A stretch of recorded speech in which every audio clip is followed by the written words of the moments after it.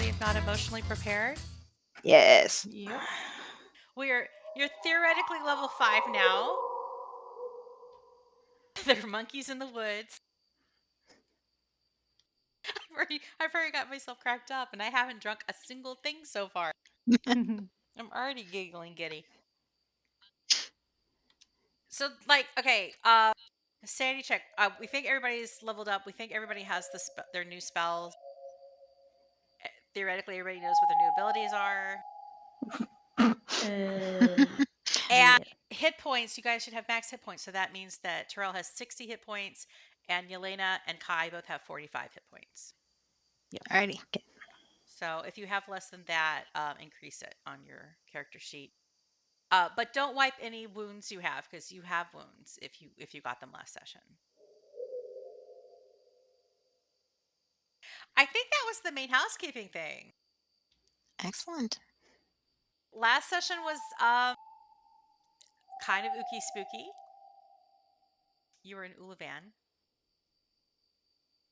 You stopped off in Ulavan because you had reason to believe that the cultists of elemental evil, specifically the Black Earth contingent, were up to shenanigans. And you wanted to stop in Ulavan and see what was happening, see if anything was going on related to the cultists. And when you got there, nobody really wanted to talk to you. And except for one old couple that invited you to join them for dinner at their cottage. And you did so, and it was creepy. Well, I don't know. You guys tell me what you think happened last session. We went someplace we probably shouldn't have. Yes, they tried to feed us icky food, which we all Mistakes. managed to work out not to eat. Mistakes were made. Trying to lure you into cannibalism against your will, basically. But Yep. we did save some townspeople. We did. I spent the whole session as a goose, pretty much. until Yeah. you flew into the fire. Yeah, and now I'm naked. Living that goose life, naked. So yeah, Ulavan proved to be a shithole. It's like a desolate, near abandoned frontier village in ruin. And you weren't impressed. Do we have looting to do? We do Yes. have looting to do. So once you caught on that these people are really creepy, and Terrell just speak with animals and spoke to one of the geese, and the geese was like, "Help! They're going to eat us." And then Terrell was like, "Please, more details, clarification, because you're a goose and people eat you." And she was like, "No, I'm a person. I've been turned into a goose. Help us, help us." You had a fight, like Terrell said. You got turned into a goose for a lot of the combat. But you defeated these jackal-like creatures, and you did observe at least the man who had been calling himself Zeke Boumbeth change from looking like a wizened old man into this kind of hybrid jackal man, standing upright but having those kind of dog-like features as he fought you before you, you know, did the violence upon his body. I think Yelena like shot him a good one. I did. Sprinkles, your owlbear friend, she was fighting 3 jackal creatures in like the dining room area, the main room of this cottage. But the poor thing, her natural weapons of her claws and her beak didn't have any effect on these creatures. And Oh yeah. Terrell, you encountered that some too while you were in goose form.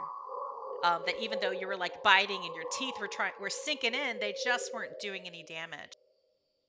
So it only seemed like only the magical effects of Yelena and Kai's attacks seemed to really get these jackal type creatures. But you have dropped all of them, and you have bopped the 3 geese that you rescued on the head. And as the geese went unconscious, they reverted to their normal forms, their non-polymorphed forms. And so there are 3 naked people in the room with you. As we might have mentioned before I started recording streaming, Terrell is naked, because all of her gear, her armor, and fun bits. Oh, well, some of her fun bits are in the kitchen still, where she was transformed into a goose originally. Yelena and Kai, you got clothes on. Kai, you still have your bib from dinner, your napkin as a bib tucked into your purple robes. But by and large, you're all in good shape. I think like the only things I want to say maybe that you heard your conversation over dinner. Um, they did say something about the people talked about there was an attack from some living rocks maybe the night before. And y'all were like, "Oh yeah, those living rocks." So you know that they had an attack from those little rockling elemental creatures in Ulavan. And then there was some talk of a character named Nanny Say Sorry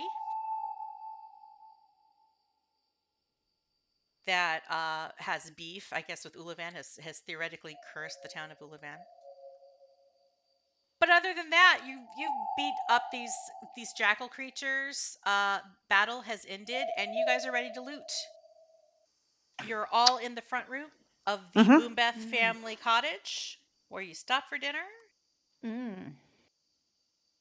There are three kind of well, they're very naked. They're also kind of stressed people. One of them is a little old lady. So we have rooms we haven't gone in yet, right? There are rooms Looks you like. haven't gone into, so like kind of hovering by the front door, but they don't. They look like they want to flee, but because they're naked, they're not going outside into the night. So I would suggest we go into these rooms and see if we can find them some clothes. But the three people, they're kind of like hovering there and looking a little bit scared. It's an old woman, old human woman. There is a human man, kind of like dark skin, looks like he's pretty fit, has a soldier's build, and then there is a paunchy little halfling man. They're the ones who are hovering by the door. Which room do you want to go in first, or do you want to like look at any of the bodies here? There's also the stairs leading up to the attic. There is a hatch open. Last session I had a very difficult time remembering that the word hatch exists, but there is a hatch to the attic space upstairs.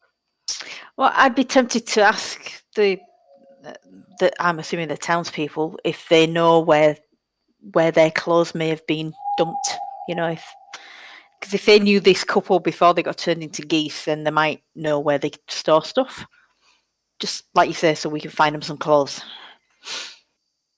The halfling is a little bit too shook. He's like I don't know. He just shakes his head. The soldier looking fellow, he's like not really much helpful. He's like I don't remember. The little old lady though, she's like when they took me, I don't remember anything after they poofed the dust, I think. Everything went black. I was knocked unconscious. And when I came to, I was in the yard, and I did not have my clothes or my belongings. There was a signet ring that belonged to my late husband. It's all gone. I don't know where they put it, but it's our house, our house.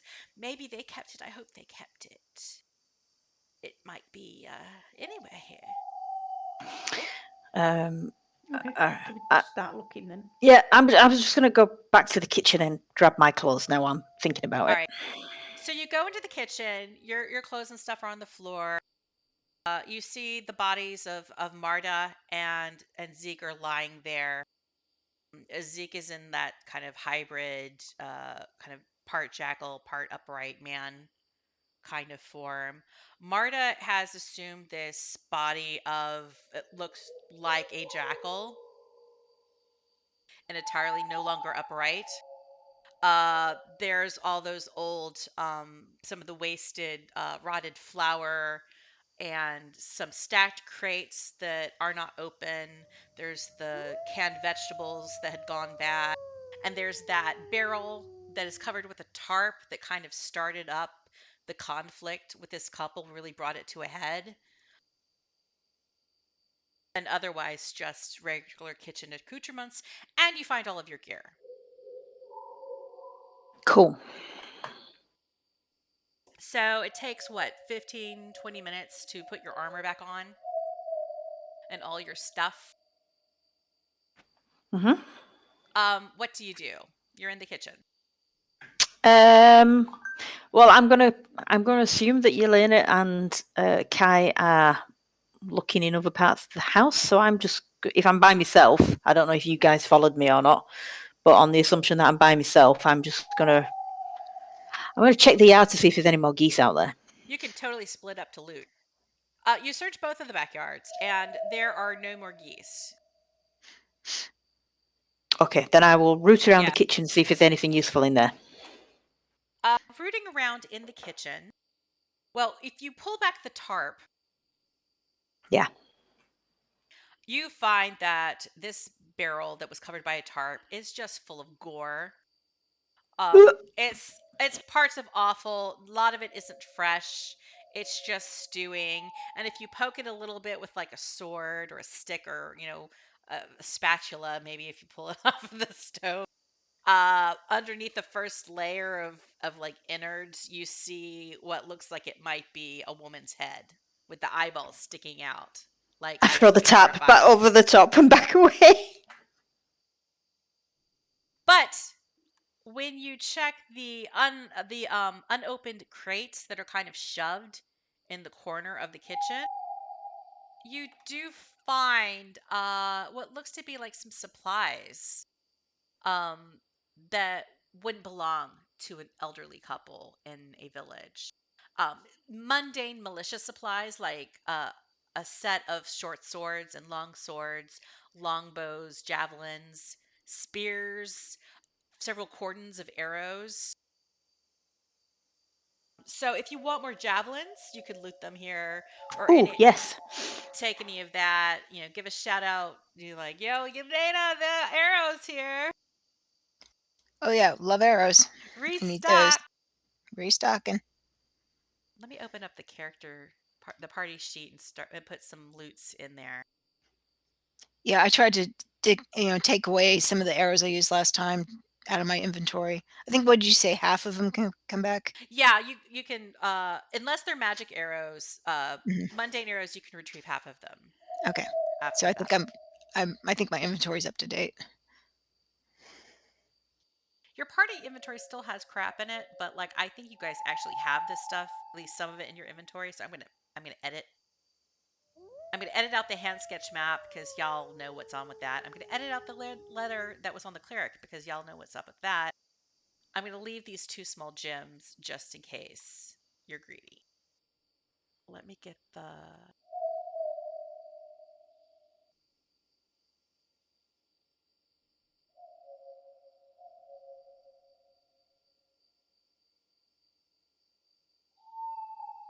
There's a lot of potential loot in this house. So let me get out the parcel. How many arrows do you want? There's up to 200, but that's gonna weigh a lot. Yeah, right.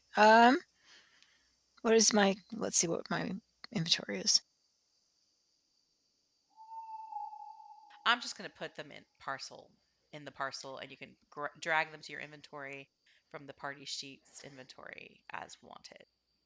So I can go up to 150, it looks like. I'm currently at 90. Whoa, that's a lot. You might not use that many. But never fear, you can always sell off extra arrows. Yeah, right. I mean, I can get another 60 pounds of something. It's like Yelena's ready to shoot down an army. Yeah, really. I mean, it's like you want as many arrows as you can. There's only 4 javelins, Terrell. Well, I can only take. Oh, hang on, that's the wrong bit. Well, I've only got 1 slot, so that's fine. You can take as many you just can increase the number in your inventory as long as you have the strength to bear the weight. I think I do. How many did you say there is? 4. You can pick up to 4. All right, so that'll take me up to 8. Woot! Woohoo! There's also like some long swords, long bows. So I had originally 3 packs of 20.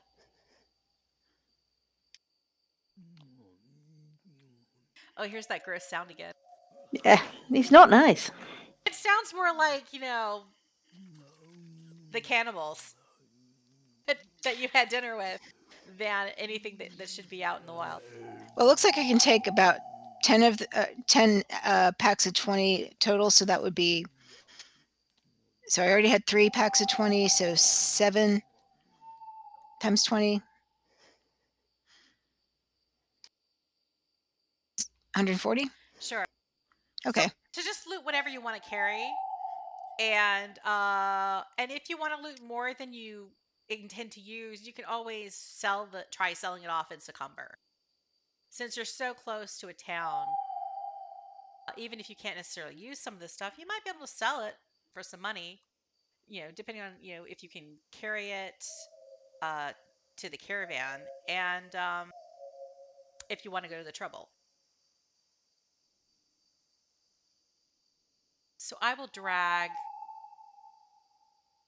these long swords and longbows as well, just in case. So that's what you find in the kitchen area, and after doing a thorough search of the kitchen itself,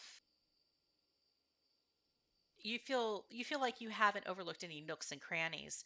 The two bodies are still lying on the floor of Marta and Zeke. So there is that. I just closed that parcel. Why did I just close that parcel? I'm not done with it. You have only searched one room. Yeah, I mean, do I want to pat down Marta and Zeke, see if they're carrying anything? I don't know. Do you? Yeah, go on. Might stand on them a couple of times as well, especially Marta. Turn me into a bloody ghost. Yeah, Marta is just like this limp, inanimate, like dog on the ground on the wooden kitchen floor. Right. So she changed. So the clothes went as well then. Yeah, the clothes are kind of like underneath her prone body, but as you kind of shove the unconscious, the limp, dead jackal form to the side and go through the fabric that was left behind, you do find a pouch of some kind of glittery dust. Do I know what the glittery dust is, or? You don't know necessarily right away exactly what the glittery dust might be, but okay, wild guess. She did blow some dust on you before you got turned into a ghost. True, she did. So there is that. So it's possible that this is more of that stuff. But you might need like Kai to look at it more or examine it in a little bit more detail before you can figure it out for sure, before you can confirm. Okay. That's about all you find of interest on these bodies.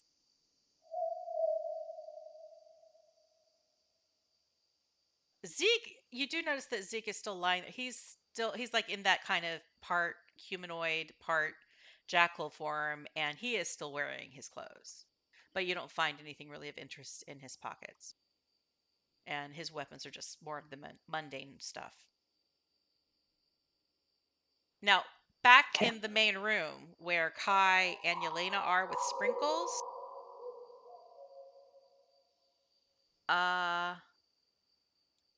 you don't really find anything on those 3 dead jackals. And there's not really anything out of the ordinary in this room itself. So it's either going up, checking out the attic, or going down one of the halls and checking one of the closed off side rooms. Well, I think we should check the rooms and stuff, but I don't want to go to the attic by myself because Yeah. I'm not entirely sure it's empty. I mean, I'll be done by then. So I mean, I can come back and go with you if we all want to go up. Do we just want to start the rooms down here? Mm, Yeah, Yeah. that works. Kai, do you want to take the one that you're next to, and I can take the one sure. that's below it? Yeah. So, Kai, you go a little bit to the east. So realistically, I'm down Yep. there.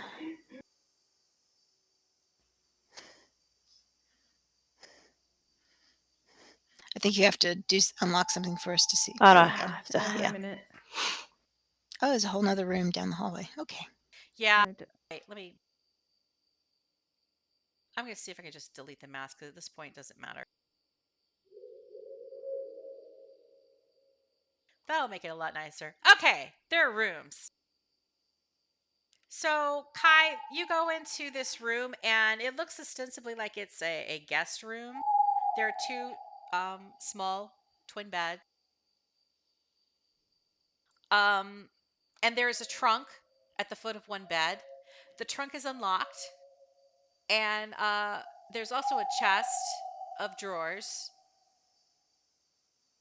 You rifle through them, and they all just seem to contain these worn clothes. They're clean, fitting, a villager. They're all very similar, and there are name tags sewn into the collars or the waistband of all the clothing items. And okay. there are two consistent names in these clothes, one being Seth Boumbeth and the other being Iggy Boumbeth. Right. But it's just kind of mundane villager clothes Okay. from. And maybe I'll go shout to the three naked people. Or there's some clothes in here you might want to try on. So they scurry into the room and you just like hand out the clothing options. The old lady and the soldier guy put them on right away. The halfling looks a little askance, but he does put on some pants. He has a hard time. It's weird because they're human sized, so they're way too long. So he like takes off the pants and then he takes one of the jerkins and he just puts the jerkins over his naked form, but like the sleeves are dragging on the ground, and he doesn't look particularly thrilled by the option here, but it's better than running around naked. Yeah, better than yeah, having your ass hanging out, isn't it? Right, right. Yeah, he just tries not to move too fast so like the him doesn't fly up or something. Give everybody a peep show. Uh, Yelena, you've gone into a room. It has a double bed. It looks like it was the bedroom of your quote host unquote. Um, there's the chest and drawers here as well. Yeah, I want to look in that. They are also unlocked. Again, pretty mundane clothing, and again, name labels. They're all Zeke and Marta Boombeth on the labels of the clothes. But you also find in the chest of drawers two additional things. One being a book on manners, another a canteen, and the canteen isn't completely empty. You open it, you sniff, it's kind of metallic. Uh, just based off of your general ranger knowledge, you're pretty sure it's blood. And there seems to be about a pint of it in this canteen. Bleh. So I've looked. Is it the chest at the foot of the bed? Is what Yeah, we looked in? that's Okay. between the chest and the chest of drawers and the trunk. Um, Um, that's pretty much what you find. is there anything under the bed? Searching under the bed, you find some gnawed bones. Eating in bed. Nice. Just throw the bones under the bed So when I'm we're I'm done going with to them. add this canteen to the party inventory list. And would there be anything magical about it? About the blood and the? I Unless if you have detect magic, I could potentially tell you. Otherwise, you might have to examine it some more, get an idea, Yeah, or maybe consult someone. I don't know. yeah. Have Kai look at it or something like that. It's going to take a little bit more examination to try to figure out what is up with this probably blood in a canteen.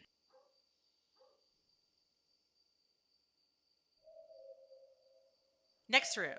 Oh, do you want me to? I can just grab the clothes that are in there and just sort of put them out in the hallway. It's like here's more options. Yeah. And the little lady, she comes up and she's like, "Oh, there's skirts." So she trades out like the like kind of peasant trousers for like a peasant skirt kind of thing. Kai, you check what looks to be the larder, kind of Mm. storeroom. Again, like the kitchen, you find there's a lot of rotten stores, except for some fruit. There's some fruit that seems to be fresh and in good condition, mainly apples and pears, things that are seasonal Mm. and Okay. that store well. There is a damp patch on the ceiling suggesting a leaky roof. There's a Okay. stack of crates along one wall, three crates. Each contains books. Mm.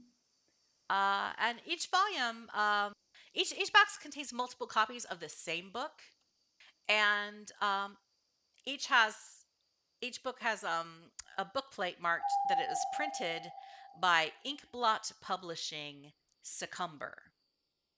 And there are invoices with each crate, and based on the invoice dates, it looks like these books were intended for delivery to Waterdeep 6 months ago. The titles you find, one is a, a book, it looks like a romance novel entitled The Mage's Familiar. This Hmm. romance novel is by Agarica Betterly. Maybe that's Agarica. How would you say that name? Agarica Betterly. It's a torrid romance novel, very trashy, and there's way too many metaphors involving wizards, wands, and staff kind of stuff. Sort of thing I would enjoy then. Would Yeah, you probably blush a enjoy. little reading some of Mm. these passages. The second crate has multiple copies of something called Frontier Gazette. It appears to be a quarterly travel guide. This volume is from spring of this year, so roughly 6 months ago. The main article focuses on the rebirth of the town of Zelbros and talks about how the Lord's Alliance appointed a lord named Vanyan Brosfeather to rebuild a village on the site where old Zelbros was sacked by unknown forces roughly 15 years ago. Lord Brosfeather is hoping to revive the crafts that the village was known for, mainly pottery and clay pipes. And it's kind of a soft, a puff piece, doubling as advertising and propaganda, kind of inviting all artisans willing to resettle that there are opportunities in Zelbros and kind of trying to drum up um, traffic of people visiting Zelbros. There are some lithographs in the article of Lord Rossfeather posing by an inn called the Sly Fox. And there are a couple landscapes of the village's lovely views. To the south, there's like the woods of the South Wood paired with the view of the Dillenbeer River.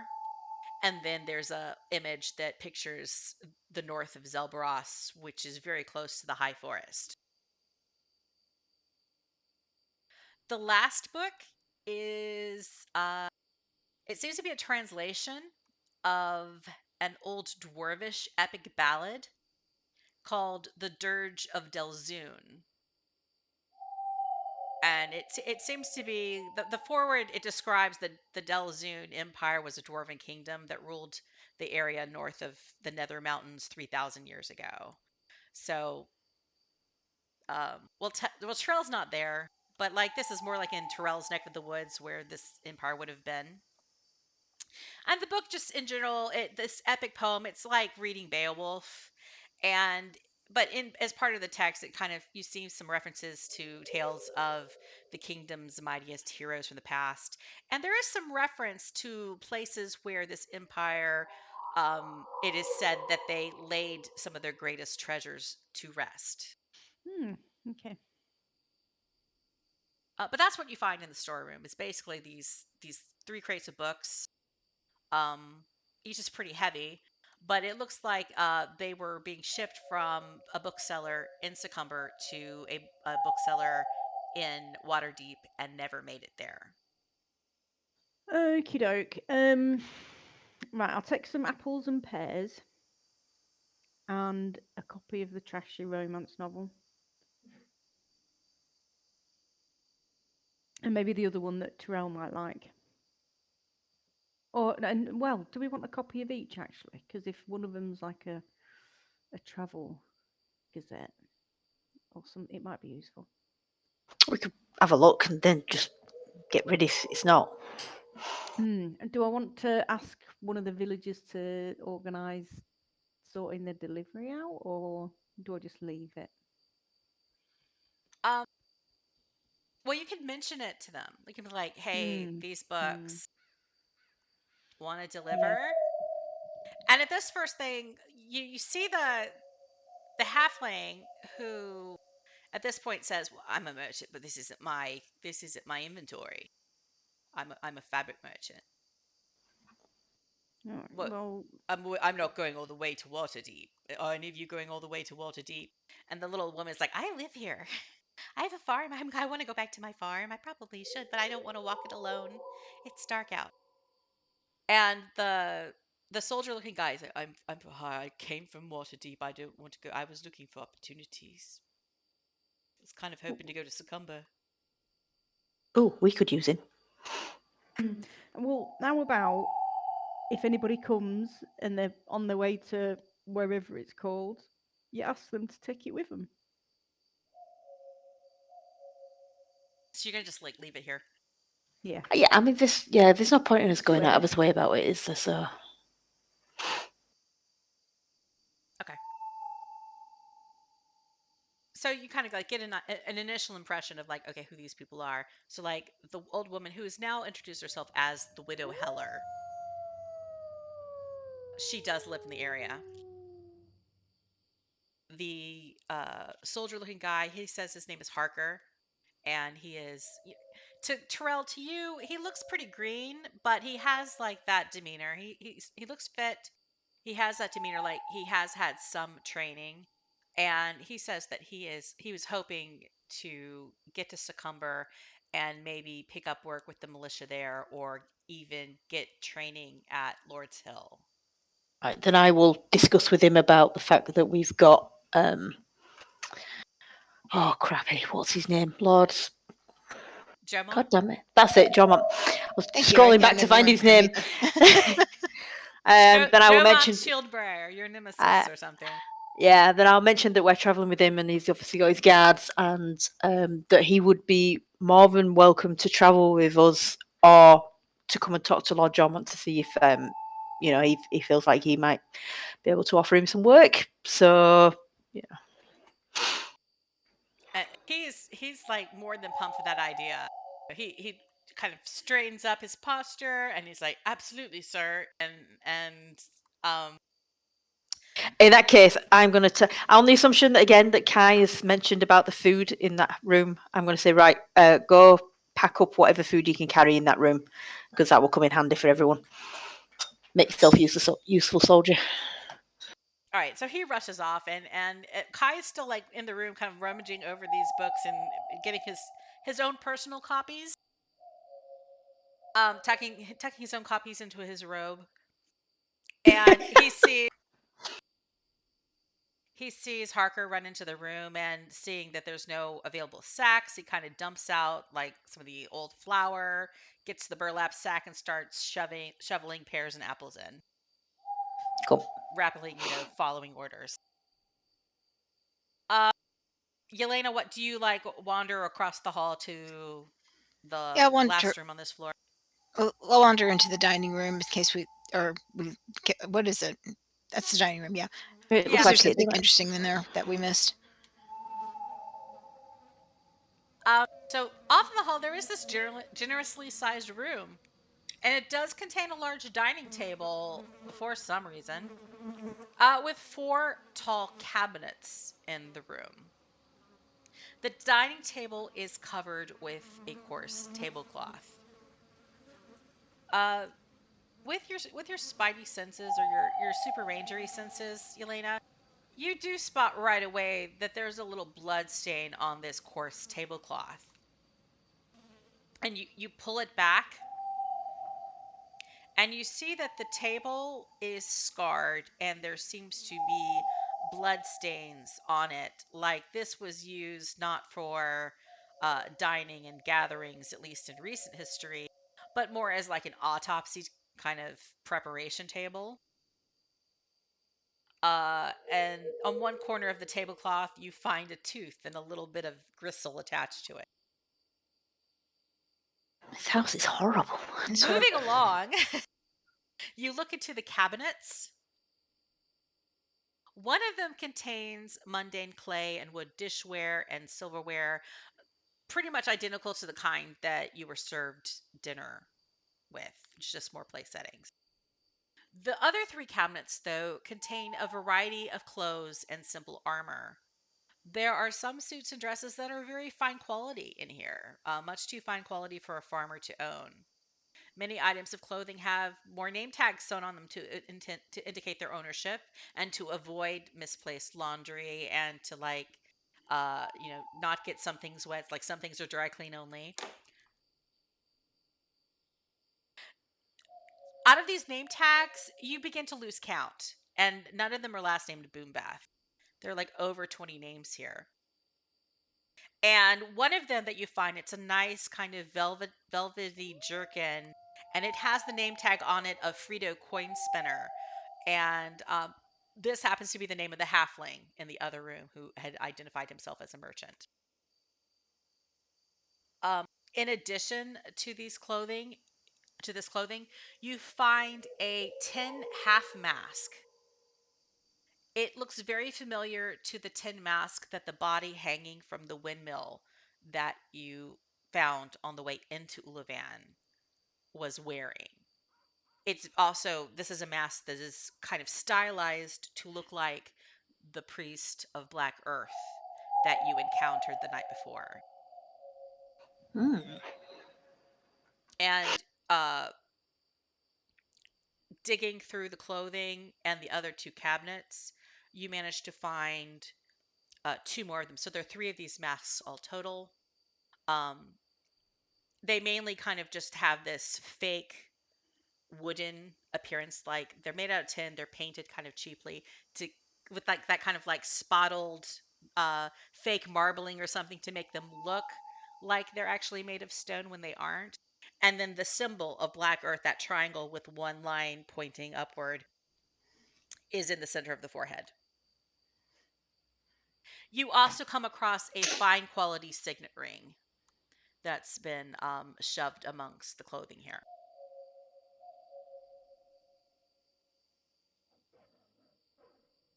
Take the mask, Yeah, I reckon.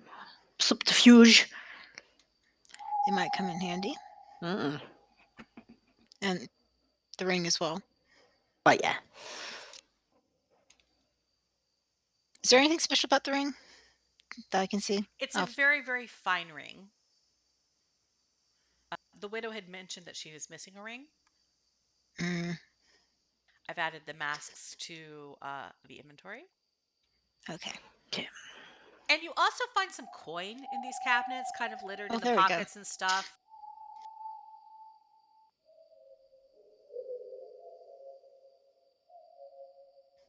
Altogether, you find 22 platinum pieces,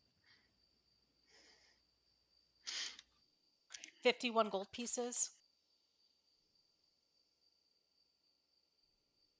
65 silver pieces, and 112 copper.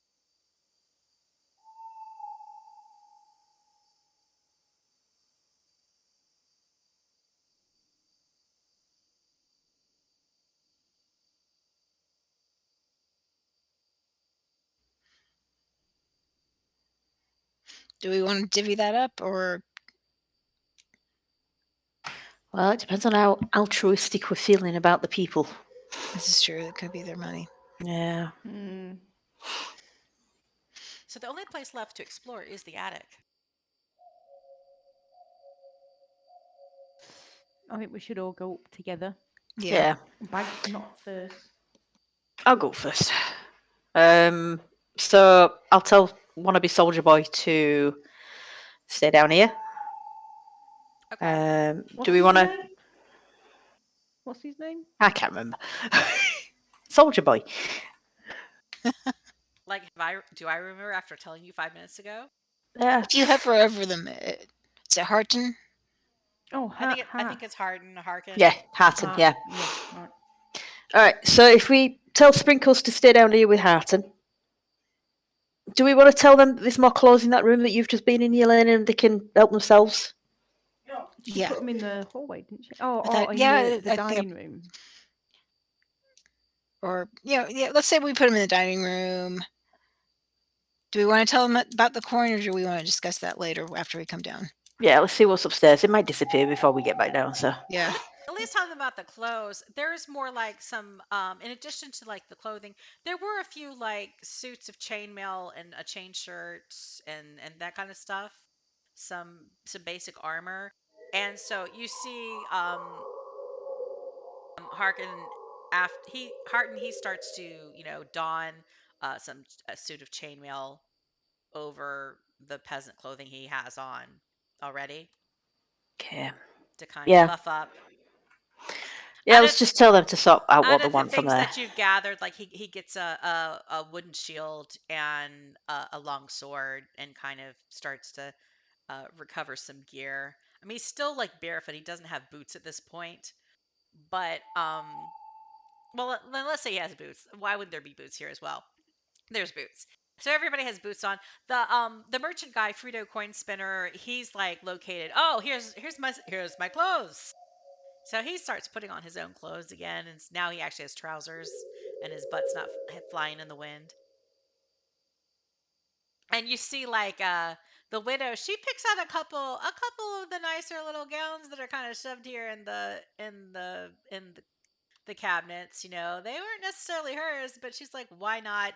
I've been through a lot. Let me go shopping to They've kind of been geese. Why not? Yeah. deal with my trauma. I'll just pick up some stuff at the thrift store here that these cannibals have made for me.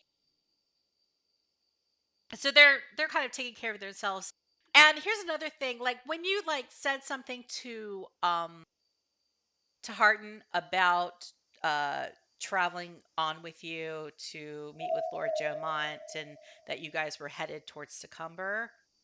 Frito Coinspinner, the merchant, he volunteers. He's like, "Oh, well then I'll come with you. I'll come with you because I'm headed towards Succumber. I live there. Yeah. Okay. You can escort me back. That'll be great." For a price. What? The Frito, the merchant, his face kind of falls. He's like, I don't have any money. They took all my money. I'm just gonna put a hand on Kai's shoulder and say, just come with us and speak to No. Lord Jormont and Lady Bellafauna. It's fine. It's a short trip, man. Oh dear. Anyway, attic. Attic. Mm. Yep. So you all like tiptoe up to the attic. Meanwhile, while you've been doing all this, Sprinkles has been a good girl. She's pretty wounded, and she's just kind of like sleeping by the fire, and she's been like grooming herself to kind of like clean up her injuries.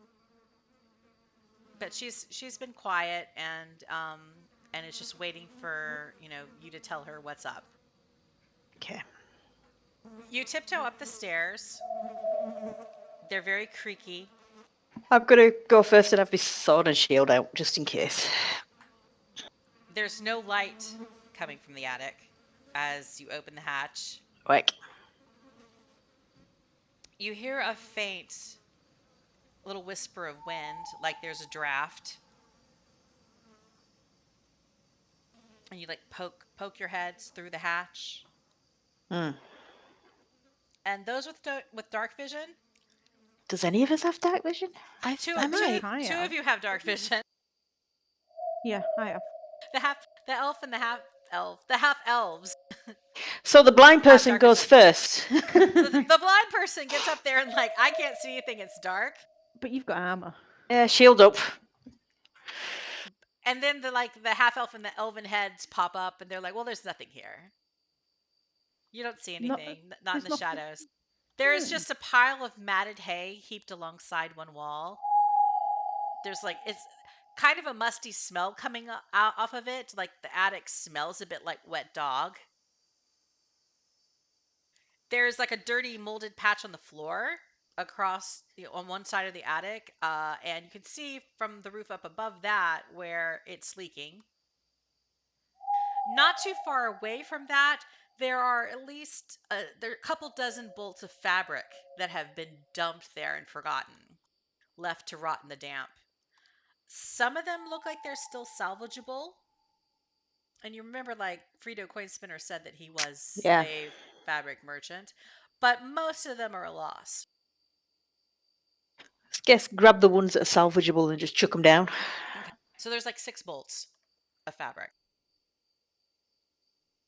So like 25% of them are salvageable. Okay. I've dumped that in the inventory too. But that is looking over the cottage. That's what you found. And I think I've put like pretty much all the things that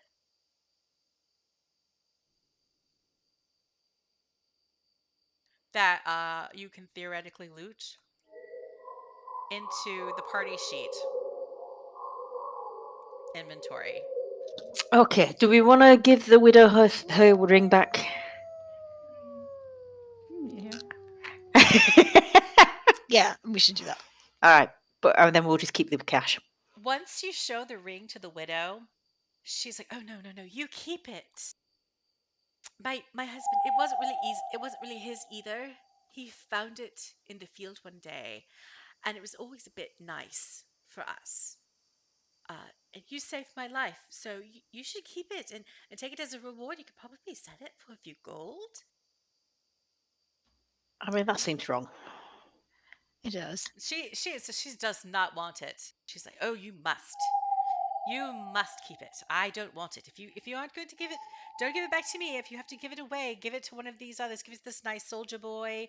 Uh, give it to the nice soldier boy." She like looks over at the halfling. She doesn't really like him apparently, and she's like, "You should give it to Harton here. He's a good boy." Can we hand it over to Kai? Does this ring look potentially magical since it's apparently been found? I don't know. What would I do to check? Do you have identify as a spell?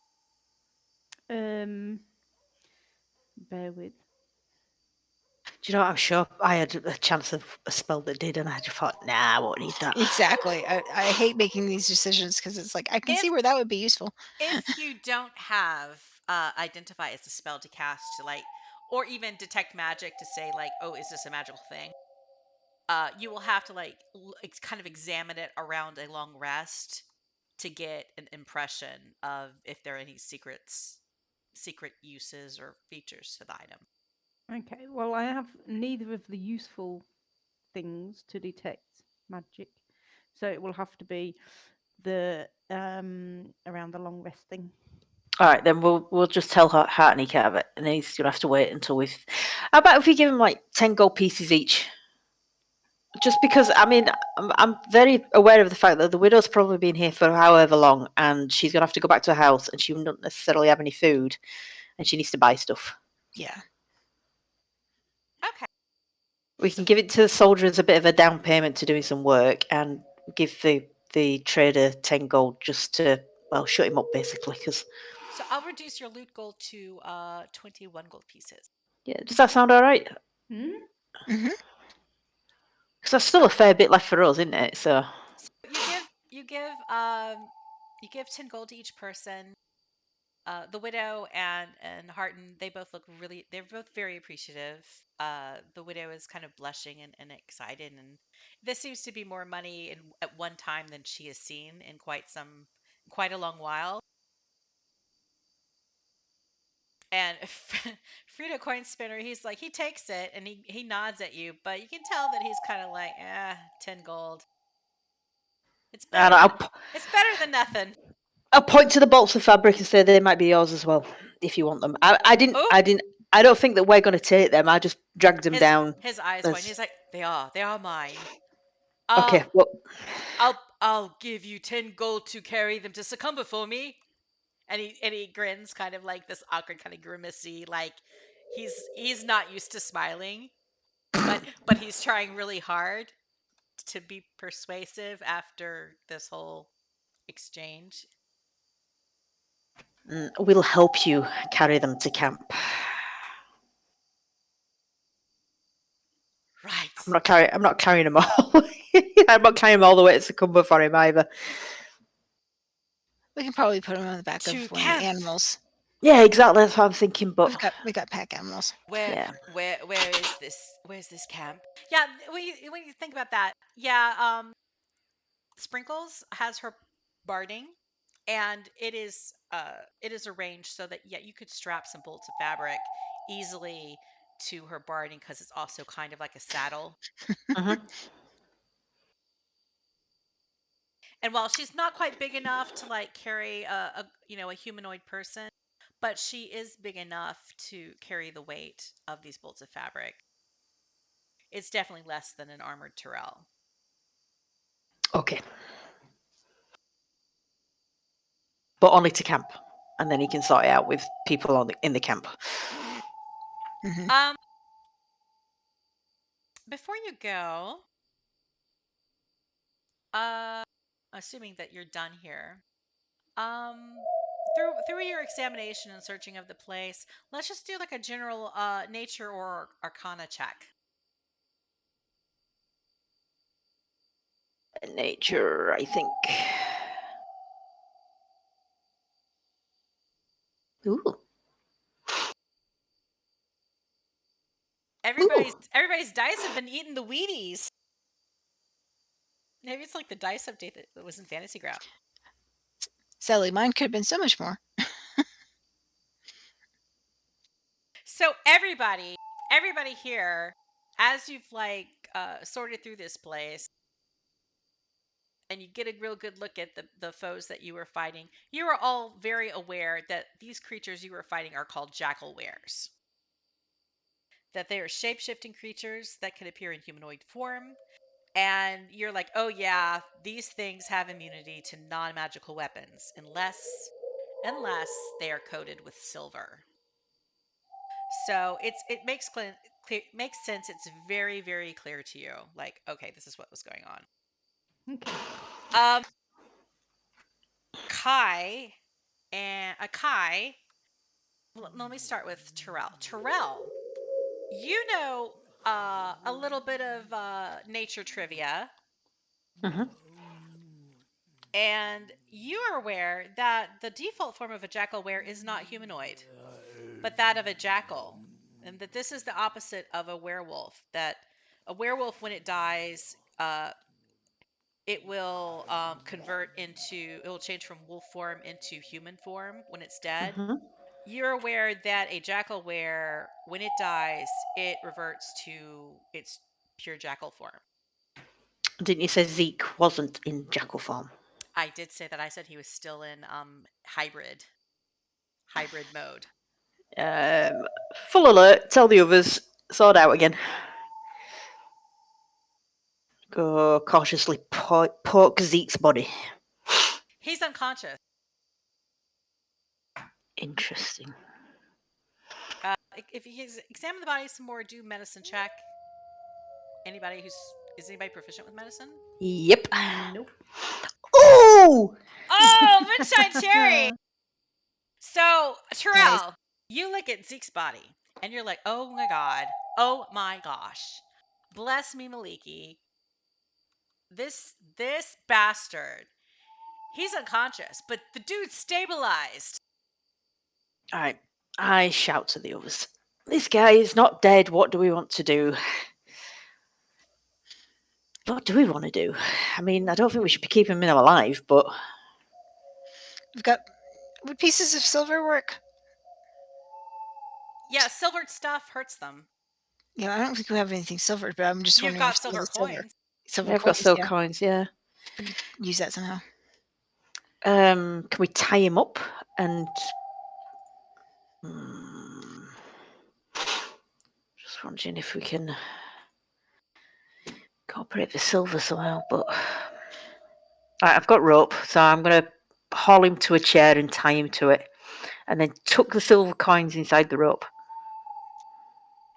Would that work? Yes. Okay. And you notice that if the silver coins touch his actual skin, it starts to burn just a little. There's a little teeny bit of smoke. So if you leave him like that, it might eventually kill him before he regains consciousness. So you Well, have to make sure that it doesn't touch his skin. okay. Well, I mean, if it's not going to touch his skin, there's no point in tucking the coins in. Well, what do we want to do? Do we want to ask him any questions? I don't know if he's what we need to ask him. Or do you just want to decapitate him and go? I think it comes down to whether do you guys want to be bothered. Um, The widow Heller, she's kind of peeped down, wanting to see what you're doing because you guys all got really like alert suddenly, and so she kind of tiptoed down the hall to see, like, peep and see what you were doing, and she did say, like, oh, I don't know, you could maybe leave it for the villagers to sort out.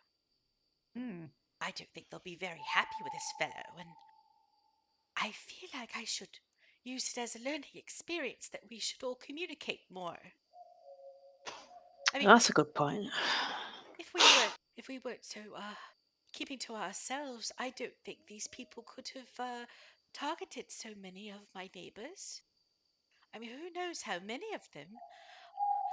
There's a lot of people have left the town, but I don't know how many of them left or were victims like I almost was. She makes a good point. All right, we will make sure he's very securely tied. And I mean, is everyone else all right with that? Letting the village sort it out? I mean, I think Yep. he deserves it if Yeah. he's been eating his way through the. Yeah. Right. Then, yeah. Officially not our problem.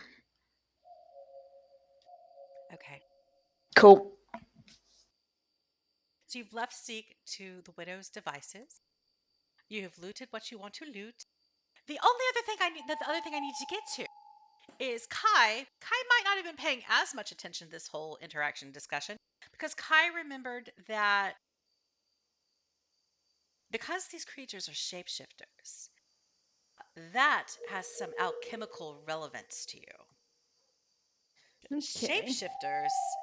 Shapeshifters are an interesting dichotomy because studies say that when shapeshifters change form, their brains and their hearts remain static. They do not alter, while the rest of their form alters significantly. For this reason, heart and brain matter harvested from shapeshifters can be used in alchemy in concoctions that have a purpose of resisting transmutational changes. For example, wards against petrification or polymorph. The malleable nature of the shapeshifter's other organs, the things that, alter completely with their shapeshifting abilities, are also used by alchemists to create substances that do have transmutation effects, like substances that cause polymorph or alter self or flesh to stone kind of recipe. Okay, so I need to do a bit of dissecting then. Yeah, Do I have any jars? you have a canteen. Well, Yelena has a canteen with blood in it, but I assume you have some in your alchemy supplies. You do have some vials and jars and things, and Okay. some tweezers, a scalpel. Super. Well, let's get chopping them up then. So you can do it takes a survival check to harvest things. You can incorporate the aid of somebody who is better at survival checks than you are. You can have someone help you and give you that roll with advantage. I would like to cast Bless. Everybody can try to dissect their own jackalware because there's plenty here for people to do a science class together. Shall No. we do that? No. I'll cast Bless on you. Okay. So you've cast Bless, so you can add a D4 to your skill check. Yeah. Anyone who wants to do a skill check? My survival's terrible, so. How do you add a D4 to a skill check? Are we doing survival or medicine? Survival. I can do it. Kai and Yelena roll survival. Roll your die and then roll a D4. You can add on to. Okay, so Yelena rolls a natural 20. I'm having more moonshine cherries. And Kai, you roll a 16. So it's not like you don't harvest everything that you could possibly harvest from the dead people. So there's 4 dead jackal wares. I'm assuming you decide, because you've handed over Zeke for the village to take care of, that you aren't going to double back and be like, no, let's kill him for his parts. No, we'll leave him for the village. So you have acquired. You can fill up Yelena's canteen with shapeshifter blood if you want to. Okay. Yeah, I was wondering if Do I that had know a what purpose. blood is in there already? I mean, do I want to mix it? Do I want to tip the old blood out and put fresh blood in? You could tip that old blood out and put fresh blood in if you want to. Yeah, I'll Yeah. do that. And maybe rinse it with a bit of water as well.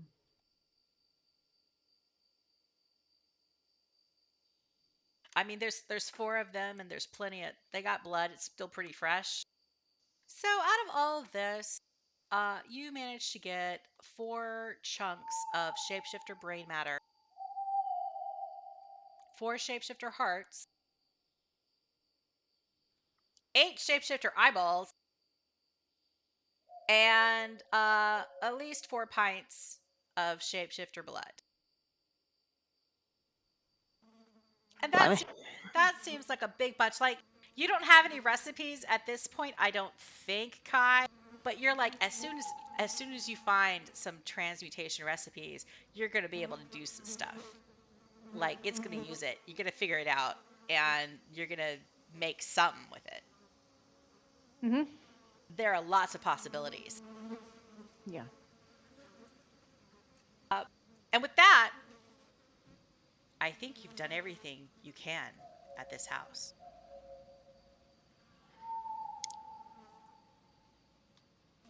Let's get out of here. Let's go.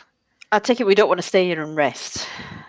I No, guess we gotta no. get. I don't know how far ahead the caravan's gonna get without us. I mean, I would say let's stay here and rest because there's plenty of place to do it, and it's safe, allegedly. It has been, let's say, it's been somewhere between an hour and a half, 2 hours since you've left the caravan.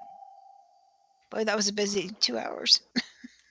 And they were going to pull ahead slightly and then make camp, yeah? Well, they were going to move ahead down the road and then camp at the first suitable spot. You figured that they had maybe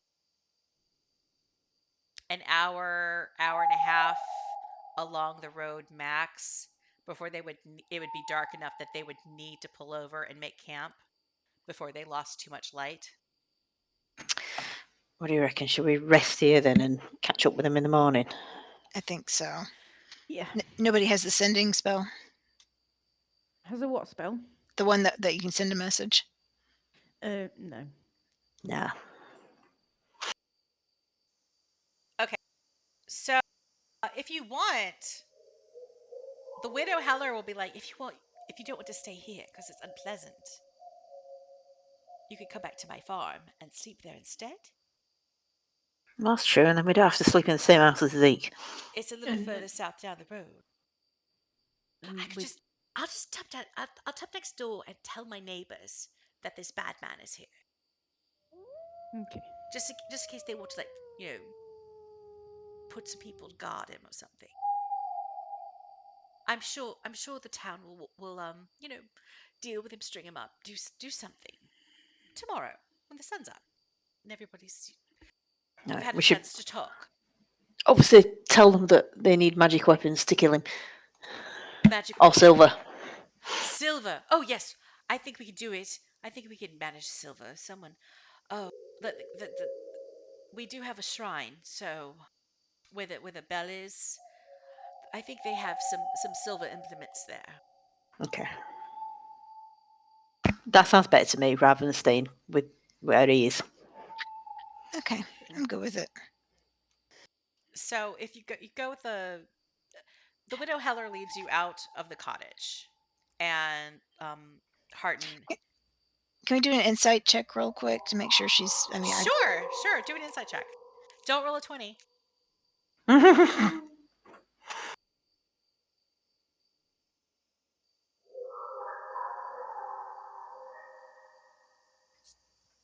So Kai's like, sure, fine, whatever. He's busy thinking about all of his new little body parts. Sorry, I was a bit delayed there. The dirty 20. But Elena and Terrell, you kind of, based off your recent experience, you are very suspicious of little old ladies. But examining her demeanor, as well as the demeanor of the other two, all three of them seem on the up and up. They've been very candid about what they're feeling and what's going on so far. You can't you don't discern any deception on their parts. Cool. So the six of you plus Owlbear leave this cottage of horror, and the widow leads you out of the village proper. She's my farmstead is just south of town. As you leave the gates, she pauses and kind of like stops in at one of the neighbors, and there's a bit of a flurry. She has to they have to make sure that it is her, that they recognize her voice. And they seem a bit gruff about it at first, but once she whispers some things to them and ushers, you see her gesturing towards the cottage. They seem to accept what she's saying, and there's a little bit of like alarm and finally acceptance. And you see two fairly good sized men, if a little bit on the thin side, come out of the cottage next door, and they kind of give you a brief nod of like recognition or like acknowledgement, and you see them make their way to the Boumbeth Cottage. Then Okay. Widow Heller rejoins you, leads you completely out of town, and you move past the windmill where the body's still hanging, and she sees it, and she's like, "Oh my! Uh, oh, the miller did something naughty? What was that about?" She's a bit surprised. She doesn't know anything about this. It happened while she was a goose. I guess we could tell her what they told us, but whether or not it's true or not, well, I suppose there's no reason not to tell us the truth about the miller. So she hears that, and she's like, "Cultists. Oh, that sounds like very bad activity. No wonder everyone got upset." And then she giggles a little, but she kind of looks ashamed, a little bit embarrassed too, after she catches herself giggling, and she confesses, "I think a friend in the Boombeth Cottage is going to wind up strung from that mill tomorrow. That would be fitting. He'll have a friend." She tells you her farm is south of Ulavan. It's maybe a quarter mile, a kilometer to the south. So it's about 10-15 minutes of walking. Everyone's kind of quiet and tired. It's fully evening. The dark is settled in, and combined with the winding terrain, there are heavy thickets of berry shrubs. You see those blackberries that the Boombeth served you with salad for dinner. There are copses of oak and pine, kind of patchy in the landscape. Even with dark vision at this time of night in the terrain, it is difficult to make out the surrounding area more than 20 feet into the distance. You pass the remnants of a couple burnt out, long abandoned homesteads as you head towards the Heller farm. The road has been worn in this area, especially since you passed the crossroads with a sign earlier in the day. Since then, it has just been like natural road fare. It's like a natural thoroughfare, dirt road muddy ruts in it, and it's bounded by the brush and trees with maybe an old fence here and there to delineate what used to be a ranch lands. And it's getting a little bit, in places it's a little bit more hilly instead of just flatland. This is still technically considered the Iron Road because you haven't reached Succumber yet. But unlike the stretches you've traveled thus far, there's no like old stonework or attempts at paving to keep the mud ruts and trenches at bay on the path. And this is the longest stretch that you've traveled without seeing some kind of innocuous ruins on the roadside. As you kind of make your little gandering down the road towards the Heller farm, do a survival check. Oh no, you're gonna make us regret moving.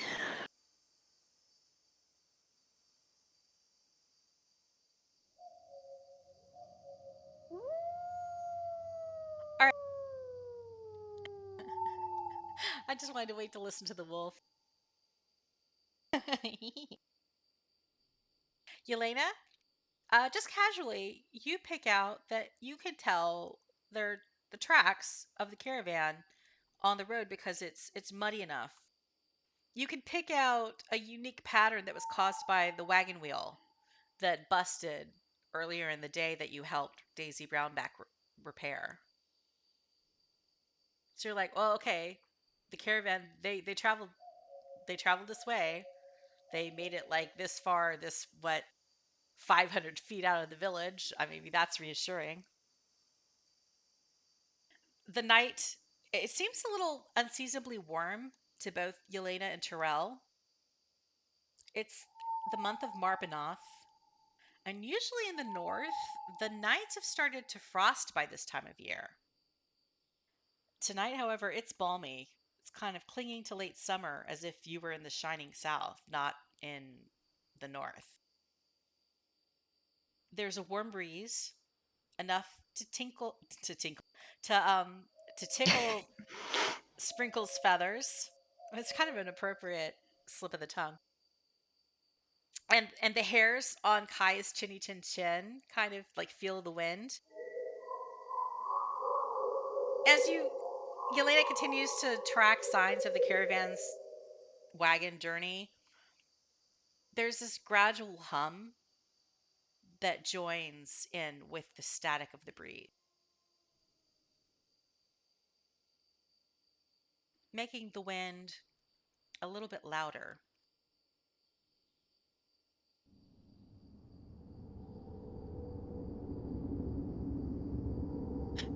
It grows louder, punctuated by faint whistles.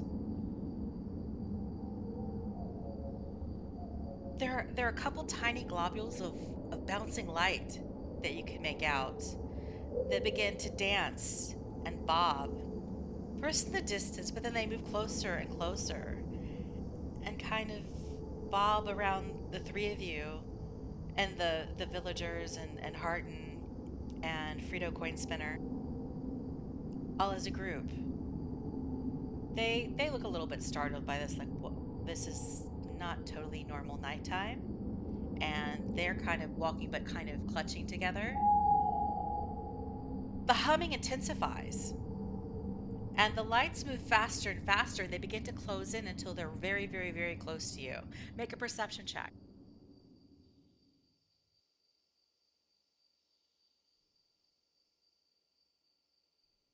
Hmm.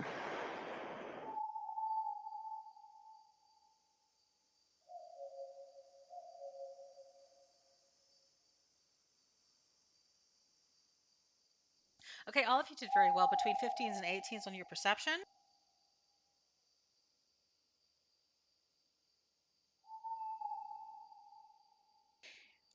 Listening carefully, you realize that the humming is actually chanting, layered voices saying the same thing over and over with one slight variation. It's all, I see Senkai, I see Senkai, murder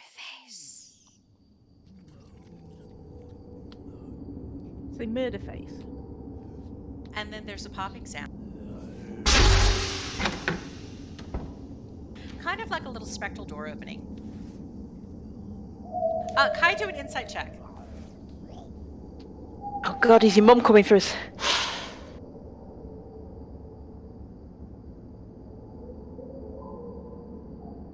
It's been a while, but this isn't the first time this has happened to you. Okay. It's the first time you've experienced this phenomenon outside of the Underdark. Okay. Usually there's maybe a little bit more screaming and some mushrooms. Magic mushrooms. In your experience, most mushrooms are magic. Cool. As you look around, and you know what you're looking for. You're looking for a tiny, purple, furry body. Lots of legs, lots of eyeballs. It only takes a few seconds before you spot him in the dark. It's Spiderface. Your uncle Javelar's familiar. Good old Okay. Uncle Javelard, Spiderface. Spiderface starts making clicking sounds and little chatterings. Make an intelligence check, Kai. Check. Wait a second.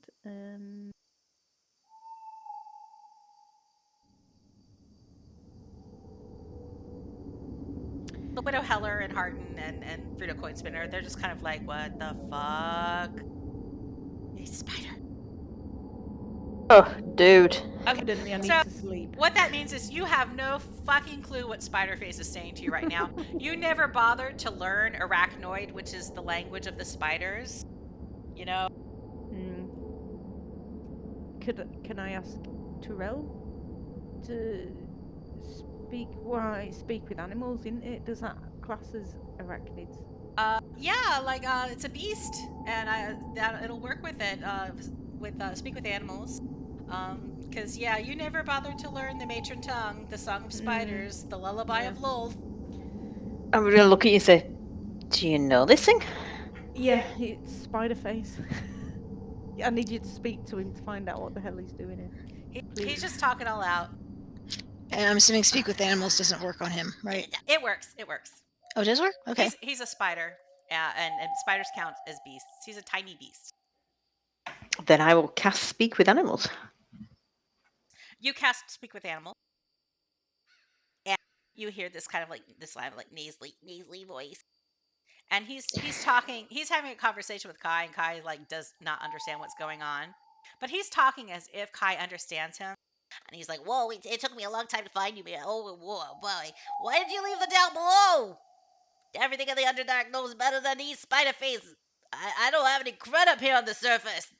The birds and the squirrels are on my ass all day. And the cats! Gah! Well, fuck those cats. I'm going to crouch down and say, Kai has got no idea what you're saying to him. Well, God, he's just a stupid idiot, isn't he? Well, yeah, obviously. You'd think after all this time he'd know what spiders say, you know, because he was raised by people who talk with spiders. So I am led to understand. Can I give him a message for you? Yeah, I mean, I guess you can give him the message. You like, try to get it right, okay? Because this is kind of my job. I will do my best. All right. You should kick him, yo. You should kick him, though, and tell him to go learn Arachnoid. I will do that as well. Quit being a bum, Kai. The tiny spider raises one little tiny fist and shakes it at Kai. I will turn and look at Kai and say, he's really annoyed that you don't know what he's saying to him. All right, you ready? You ready for the message? I am ready for the message. Okay, here's the message. Spiderface, he like coughs to clear his throat, and there's like a little puff of webbing comes out of his proboscis or his mouth, or whatever spiders have. Maybe it's proboscis. I don't know. I don't know how webs work. I'm not a spider. Mandibles. Mandible. Okay, like poof. Mandible. Hmm. Little web as he clears his throat. Hark! I Sleason Kai, faceborn of murder. I I bring tidings from your uncle Traveler. Maybe you remember him. Uh, okay, skip that part. He doesn't remember him because he can't hear me asking if he remembers him. Okay, but yeah, he should probably write. Just you want Kai to write to his uncle. Well, I mean, if he was a thoughtful kind of person, maybe he would write his uncle now and then. I mean, I think it's just reasonable. I mean, but maybe Kai wants to continue being a young whippersnapper. Youngins don't know how to act right. Okay. Okay, but that's not the message. No, I didn't think it was. Well, go on then. I was getting off track. I was on a tangent. The message is, okay, so the holidays were your thing. Something that Kai and his uncle would do together to learn surface history, of which Kai knows a shocking volume, much more than he knows how to speak the ancient language of spiders. I mean, I thought it was a waste of time to know so much history and not know how to talk to spiders. Surprise! So, because Kai has been gone, Uncle has had 6 months of gifts for all the surface holidays that he missed. And I'm here to deliver them. The spider spits out a tiny bag that is cinched at the top, and it's made of glistening fine mesh fabric that appears to be woven from webbing, maybe. Okay. And the spider says, that's for him. I look at Kai and go, "That's for you." Okay. His uncle doesn't expect nothing in return, but I think you should send a thank you card. It's from your uncle, and you should probably say thank you to your uncle. Okay. Yeah, 'cause taking things for granted, that's matron business, and he's not a matron. He's a punk-ass kid. All right. I'll scribble a quick note of thanks and give it to the spider to shove in his whatever. Oh, yeah. Yeah, you. Whoever you are. Who are you? Who, me? Kai. Not Kai, yeah. I'm Terrell. Yeah, person who knows how to speak language of the goddess. Alright. There was a postscript the Unk added, yeah. Something about Kai's mama. Okay. Tell him she has a plan. He Does knows his mom and plans, okay? okay. If he doesn't, he should know by now. Kai, your mum's got a plan. How very exciting. The Shavlar says, whatever his mom's plan is, better not get involved. Probably for the best. Just stay clear of his mom's plan. Would his mum plan have anything to do with up here? Would it not be down in the underdeck? Do I know a matron's business? I don't know. You I seem to don't know know. about a plan. I'm just saying what the uncle said. That's all he offered. Right, is Terrell telling me this then? Yes. Right. Yeah. Okay. So why would you come and tell me not to get involved with my mother's plans when I'm up here and she's down there? The spider looks at you, Terrell, and is like, is he talking to me? Yes. Is he talking to me? In some punk-ass language that I don't understand as a spider. I will translate. And you translate, and the spider is just looks like he reaches up to his mandibles and he just pulls out these tufts of spider webbing, like he's pulling his hair out, but this is the closest approximation. Like he can't believe what his spider ears are hearing. What do I know of matron business? I can't explain it. But if Kai knows plans, and his mama's got plans in the past, and she's gotten in a lot of trouble in the past.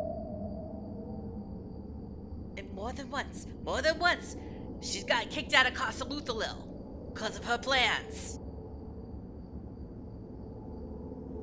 He should just be on guard, We had a nice good stretch where she was minding her business and acting like she was all friends with her ma, but she's gotten restless apparently and started making a new plan, and that's never good for anybody.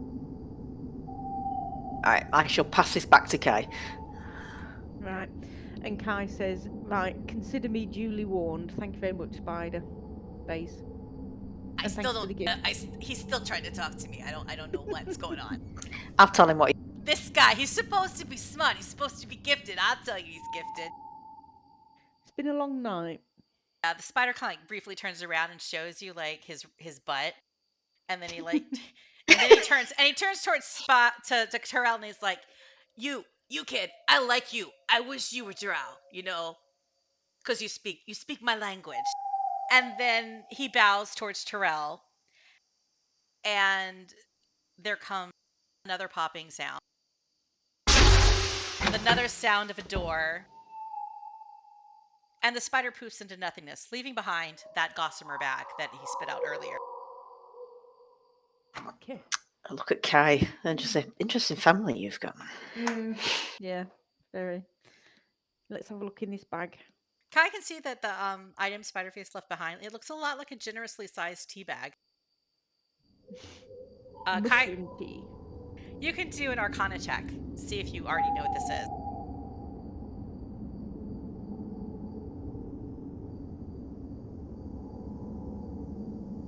Oh, gee. Nope. Yeah. Actual chuff.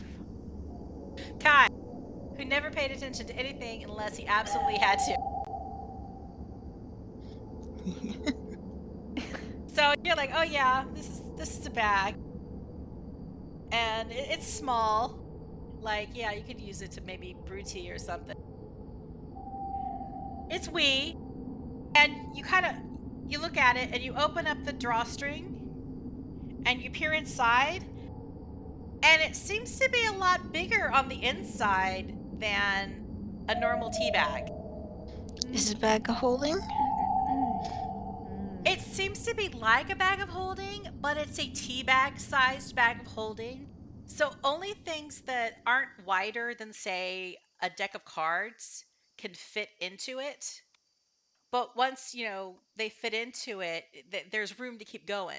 So you could like maybe fit a ski in there, but you couldn't fit a shield. Okay. So can So I reach in and yeah, start pulling your stuff hand out? just reaches, like you have to like use mainly your fingers to try to like play like the little Like pincer tweezers. claw game. And you could tell that it's full of stuff, and you can like gradually pull out things, or you could just upend it and dump stuff out on the ground if you're like too impatient. Would I be able to put them all back if I did that though? Do we want to get to wherever we're going and then have a good rummage around in it? Sure, because Yeah. if there's all sorts of stuff in there, you don't want it all on the path. True. And I don't think Spiderface would bring me anything dangerous. Perhaps. Yeah, I mean, I guess like how your relationship with your uncle, pretty good. I think so.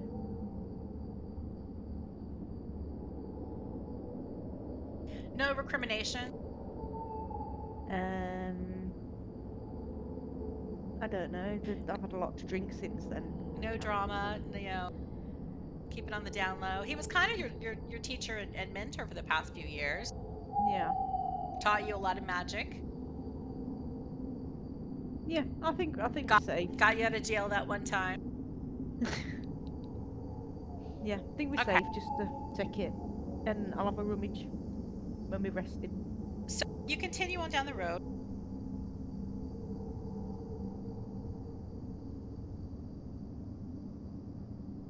And make another survival check.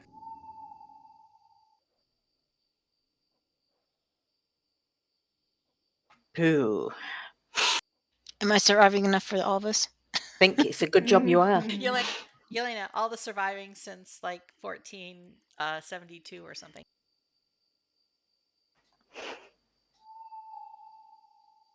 So, Kai, you can still make out that caravan wheel pattern. So you like see the tracks of the caravan has moved on, and you guys have gone maybe a quarter mile now. Yelena, though, you notice You notice that the road has some large animal tracks crossing the road in this area, and you can tell with a 25 that these are possum tracks, and these possums are abnormally large. Possums of unusual size. Yeah, possums of unusual size. As I said before, there's ample brush and trees lining the dirt roadway, and the road is no longer an open plain. There's a couple of rock outcroppings here, mainly to the west. The right side of the road, you see, like, okay, in between these burnout homesteads, there are the fringes of the range of forlorn hills. You could, when you were on the road before with the caravan during the daytime, you could totally make far in the distance the rise of the hills further south. So you've started to get closer and starting to see there's signs of them affecting the topography. You reach a cool front. It's kind of floating by in the air, and as that chilled breeze meets the unseasonably warm earth, the road is enveloped in a slow-moving mist. Uh, make a perception check. That all of us? Yeah, all of you. Anyone who would like to. I mean, Kai can just look at his bag of stuff or something. Yeah, well, Which he's doing. Just a quick interjection. At some point here, can we take a break? Because I've got dogs fussing at me. Yes. They want to be let out. Yes, we shall do that very soon. Okay. So, Terrell, you notice that on your right there is a rocky overhang, maybe 7 feet high, and the edge comes up right to the road. You think Okay. you think you can detect the sounds of movement, and we'll take a break for Okay. like 5 or 10 minutes, or until whenever everybody like reconvenes. All right. right. Sounds good. See you in a bit. Bye-bye. So I'm someone back, comfort. by the way. Hello. Hello, welcome back. Hello. Is everybody physically, if not emotionally, prepared? Yes. All right, then I shall share a map with you.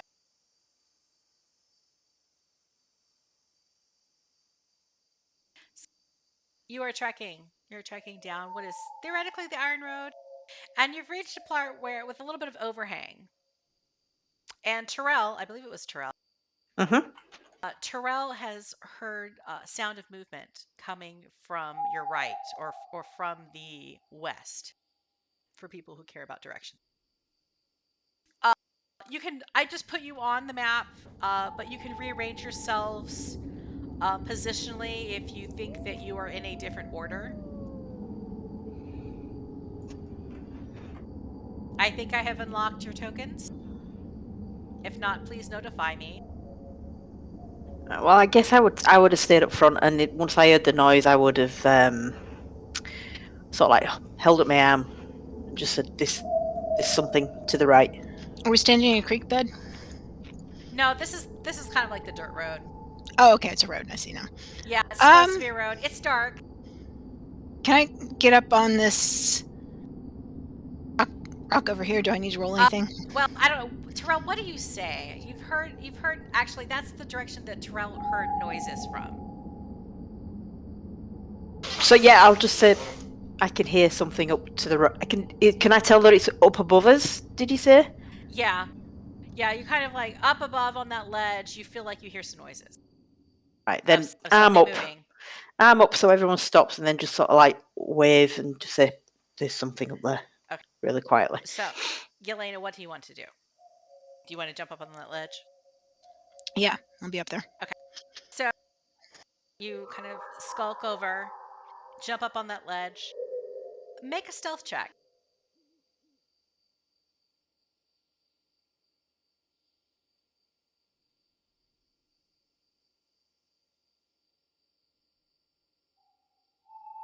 It's giving me problems here.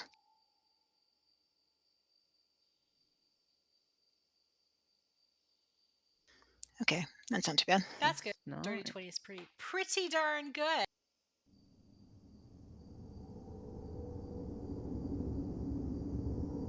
She is sneaky. She is Grace. What's her favourite date? No. But unfortunately, dirty 20 is not enough. You can't tell out. You can't pick out anything other than the darkness. There's encroaching mist, and the mist is getting in your way for really catching hold of your surroundings. But you can also hear kind of like the kind of scratching sounds and the movement of bodies coming from the direction that Terrell pointed to. I just say, get ready. Something nasty's coming. And just as you kind of like turn your head over your shoulder to warn everybody to get ready,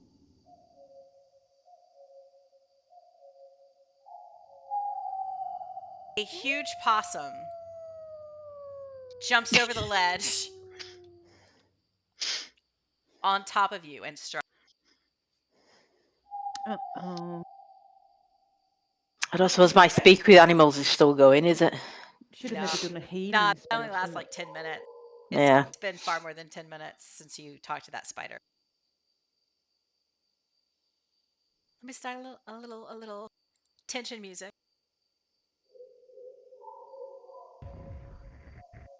I think it's tension music.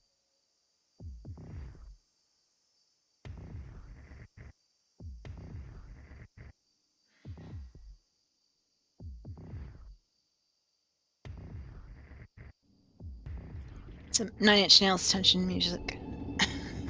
Not wrong with that. So this giant possum leaps out, and it immediately tries to bite at you.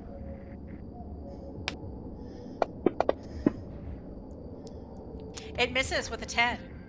This is excellent. It has multi-attack though, Of course. so it tries to scratch you with claws as well. And it also misses. Phew. Everybody roll initiative. You're in combat.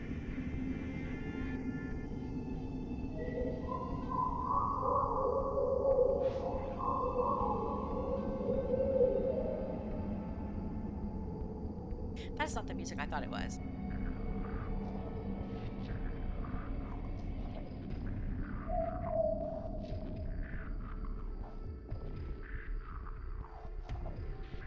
Oh, maybe it's getting back.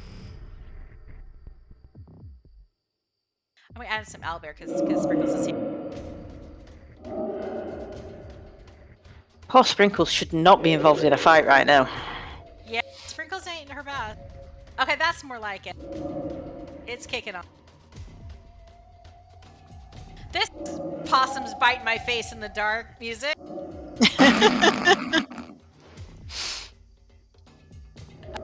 You have your initiative. I haven't rolled initiative for any of these NPCs, like my job or something. Did you roll initiative for Sprinkles?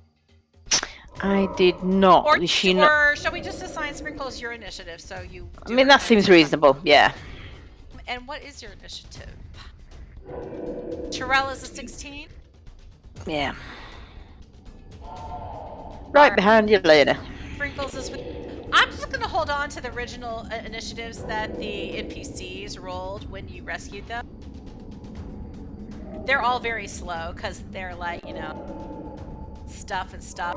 The thing is, all of them are pretty injured, so they're kind of hovering back, and Harton is just pulled out his sword and he's defending them with like the two Frito and the Widow Heller. They're kind of just behind him, and he's like using his body to defend them and not doing much else. But that said, Yelena, Possum tried to bite your face off, but Yep. you get the first attack in the initiative order to respond. Okay. So if I did Misty Step, would I still have an attack after that? Or is that only if I have 2 attacks in a row? Blarp. Misty Step is a bonus action, right? For the casting? Works for me. So It is. Ooh. So you can use your bonus action and then use your main action, which will involve 2 attacks. Yeah, let's do that. Because you're a 5th level ranger now. Excellent. Do I do anything for Misty Step, or I just move where I need to move? You just move where you need to move. We'll move right there, and I'm going to shoot huge possum. Shoot that huge possum.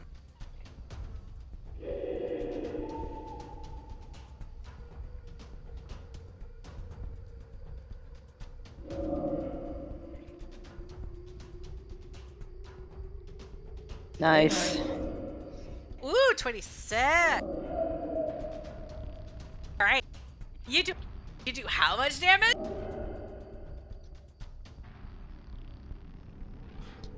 So Combat's over. And don't forget your Feywild surprise. Now what do you call that? Is that Feywonder bonus? Your psychic damage that your Feywild your Feywander attacks get. Do they always get that? Yes, we just keep forgetting it. Oh, crap. Isn't it like a D4 or something that you add on of psychic Yep. damage?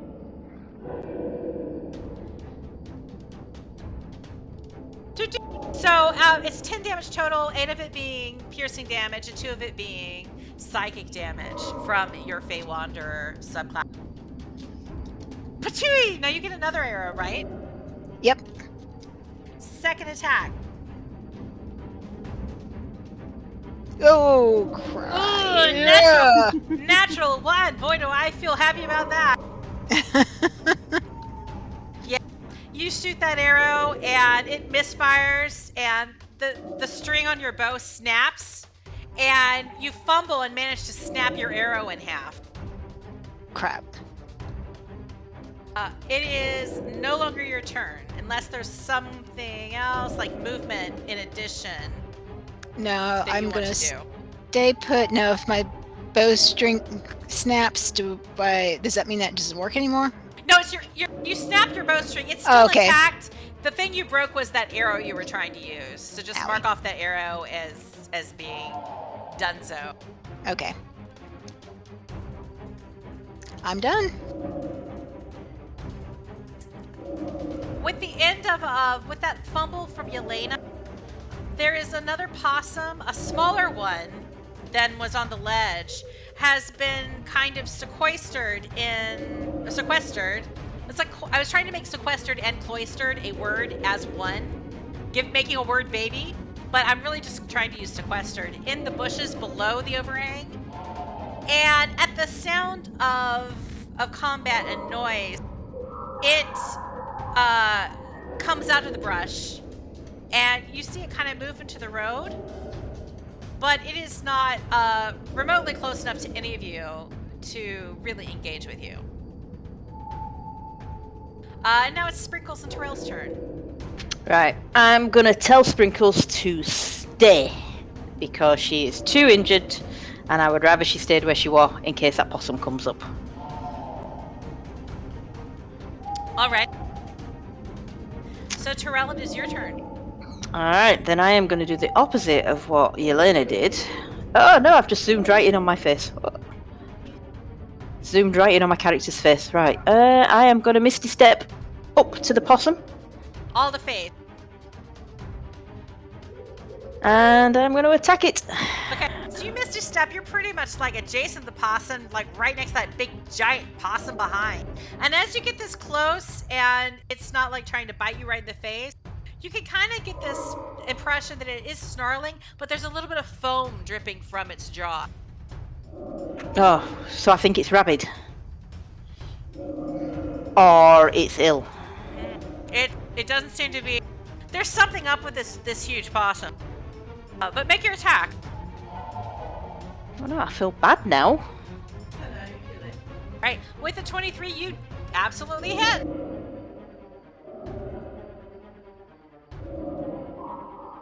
All Okay. right.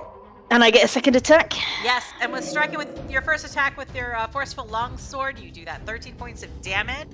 There's like this little blast as your longsword slices into the furry backside of this huge possum, and there's like a little vibration with the impact. Okay. So, second hit. Second attack, 19 hits. Woo! Woo! And you do another 10 damage, another reverberating impact on the hindquarters of this huge possum. And you hear a snarl with the impact, but it still seems to be, because of its size, in quite shape. You just really enraged it with this pain. Is there anything else for your turn that you would like to do? No, there's nothing else I can do. All right.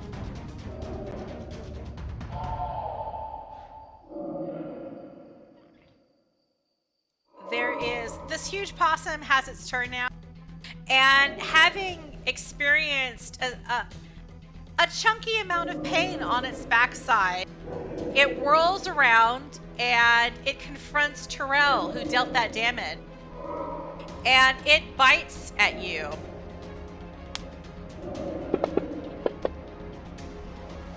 For crying out loud, I rolled a 9. That's fine. You keep doing that. I mean, here I am trying to combat, trying to make things a little bit interesting, and not landing any hits with my giant possum. But it does get to follow up with its claws. Ooh. But no, that's a 7. So, nothing but no, wait, that's good. Nothing but sadness and tears, possum tear. Cause this possum, it may be big, but it's not hitting nothing. Kai, you're up. I'm gonna use one of my new murder spells, but I've lost everything. Just bear with me. All right, Murderface, murder. I love how you're living up to your family name. Oh, bollocks. Maybe not. What did you cast? Did that fairly save? Yeah, because if that's a save, the 8 is Oh good. yeah, yeah. Oh no, oh yeah, it is, isn't it? Oh, do you know? Right, I'm doing the thing. If it's an attack, that's bad, but if it's a save, that's good. Whoa! What is How many dice? Okay. Nice. Because you're an evocation wizard, I'm assuming you've sculpted this spell automatically around your friend Terrell. Or are you just so freaking excited that you have Fireball now? Play with the new toy. Fireball. That you just blasted everything and damn the consequences. And Sal's like, what the chuck? I do want you to check what the radius is surrounding that possum. Hang on a second then. Just so I know if you have to make sure you avoid any other target. Oh, each creature in a 20-foot radius sphere centered on that point must make a dexterity saving throw. Can you stretch out like a 20-foot radius for me centered on the possum? Yes. Or I guess it doesn't have to be centered on the possum, but where are you casting it? How do I do it? Is you're both left and right mouse keys plus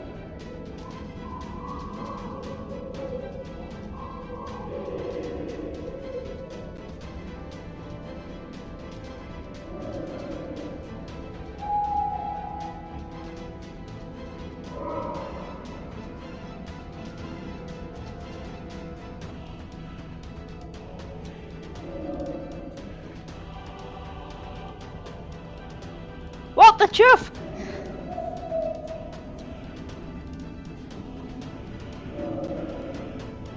I have no idea how to do a thingy.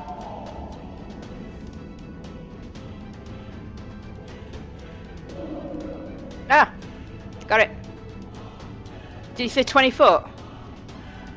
Oh yeah! There you go. I'm not using the right push to talk. What is my life right now? Alright. Okay, just check it. Wait, is that that's only 15 feet, isn't it? Or is it 20 feet? That blue one is The 20. circle's 20. What is all these arrows? I got. Yeah. I did one arrow. The blue thing is not mine. The red. I can't work out how to get rid of him. I don't know. But the blue thing is, we'll figure out how to clean it up later. I just don't want to accidentally delete the circle. Okay. Seeing this circle, only Terrell is the only thing you have to worry about avoiding. So, okay. You've done your fireball, 27 points of damage on the huge possum, which has already been applied. So I don't know why I'm wasting all this time. Official. Well, I do know why. I wanted to make sure that you weren't hitting anything else, like that other possum or something. Ah, right, yeah. That's what I was checking. Yeah, sure, that's what I was checking. So I haven't damaged Terrell then, no? You have not, because you're a school of evocation, Yeah. you can shape your spell. Right. Okay. Yeah. I can't remember exactly how many. It's at least the number of levels of the spell. I think it's that plus 1. Okay. So if there was more than, say, 4 targets of the spell, you might have had to pick and choose who is spared your wrath. But no, you can easily shape your fireball to avoid damaging Terrell. And Terrell does not have to make a saving throw. That the possum is very singed and bloodied at this point, and you hear this squeals of anger, giant screeches, as with its burning body, this possum is in intense pain and screeching. Right. Yeah. So that's my turn over. I'm not moving anywhere. I'm going to try to figure out how to get rid of this one arrow thing. Right click, pointers, and clear. There's a remove pointers. That's how I got rid of all mine. Hey! I do stuff! So we've already covered Widow Heller is just kind of cowering because she has 1 hit point.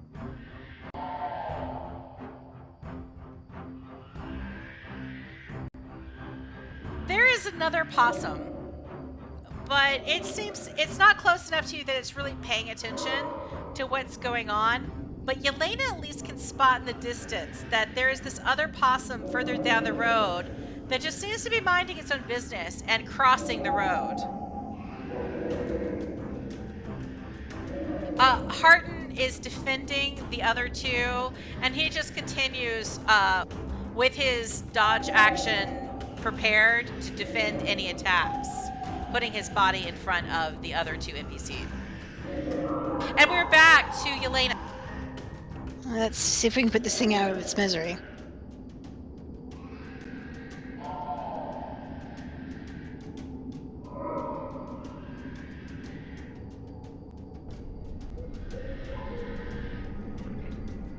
Oh. Not with that. 11 misses. All right, I'll do one more.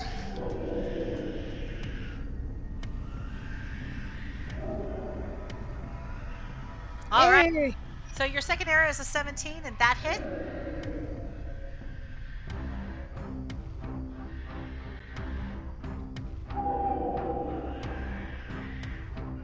You do 10 points of damage total. It's still standing. As you're still standing, as your psychic damage from your dreadful strikes impacts the mind of this possum, it just lets out a particularly gruesome and tortured screech of pain, kind of layered with the screeching it was already doing because of the burn wounds. But it is still standing. The possum that had entered the road, it is close by, and it sees, it's close by to be alerted by what's happening, but it's a bit startled, so it runs off towards one of the shrubbery on the opposite side of the road. Bonnie, I do apologise. I've just deleted my token. Oh my god. I'm so sorry. Kai disappears into the Underdark. Kai, Misty Yeah. step. Was never seen again. Kai's uncle came and got him. Lolth, take me away. Adjust yourself. Quit drawing on the map. I don't know what I'm doing. What the hell is happening? How do I stop? Oh, whatever. Well, Kai figures out what's going on. Sprinkles and Terrell. Alright, so same standing order for Sprinkles to stay put, and I will attack the Possum, and I will do. I think it's just. Do I want to do a smite? Do a bit of extra damage. I will do a thunderous smite. If I remember how to do this. Do I have to do the attack first and then I do the smite, yeah? I think you do the attack, and if it lands, you can cast your smite on him. Right. I don't think the spell counts against you if you miss. Alright, with the 23, you hit that possum. Okay.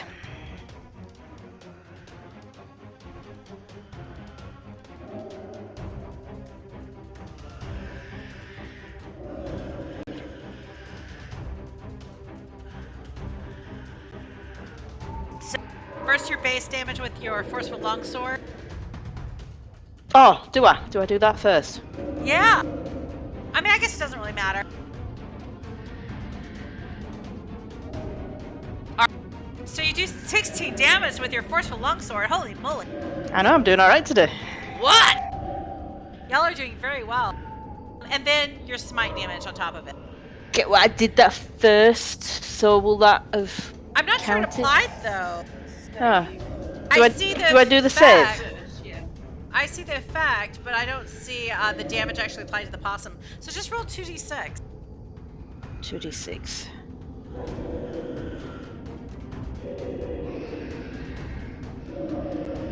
Ooh! Big numbers, no whammies. Let's see. With that,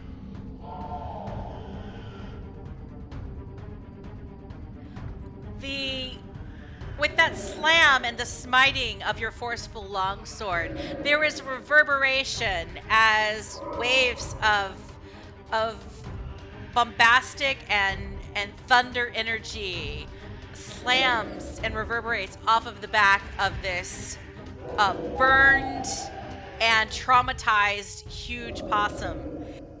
There is a spurt of foam out of its mouth, and it lets out one final screech and then collapses on its back with its legs sticking into the air. Oh. And the possum is silent. If I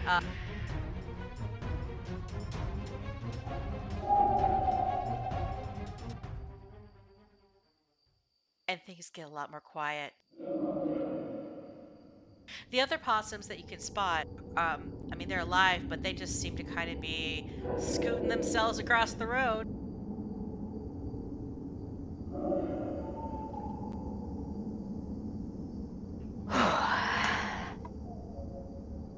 Ain't no thing. So if you let them, So if we just leave them be, they'll just go, yeah? yeah, you can hover.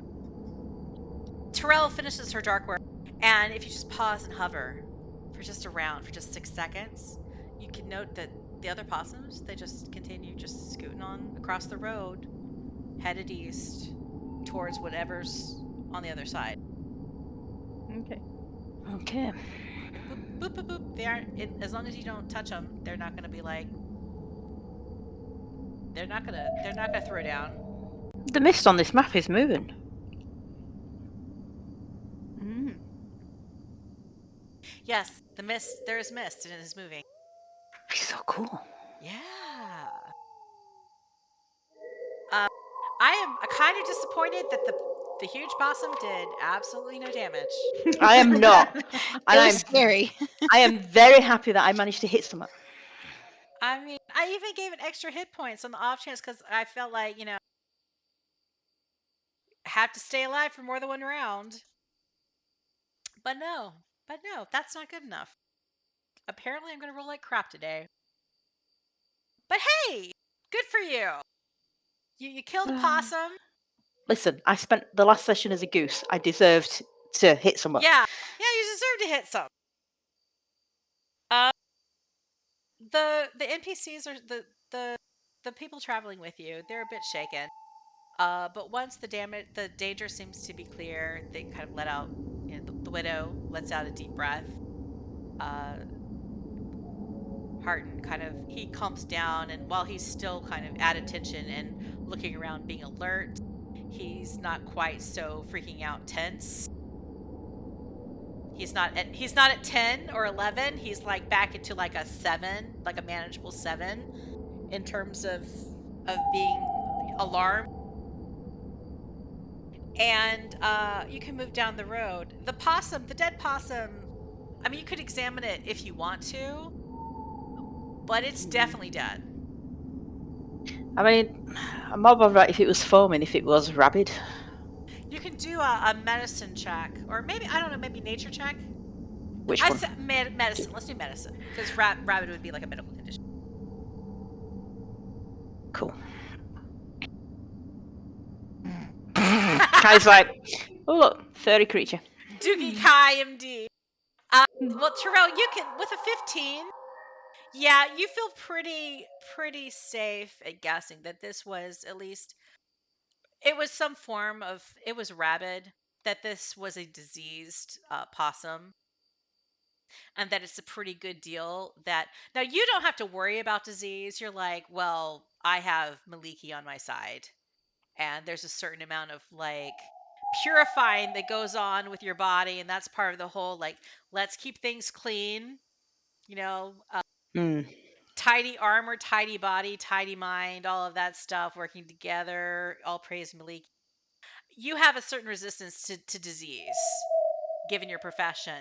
But thankfully, it was not able to bite one of your comrades, one of your friends, or one of these villagers,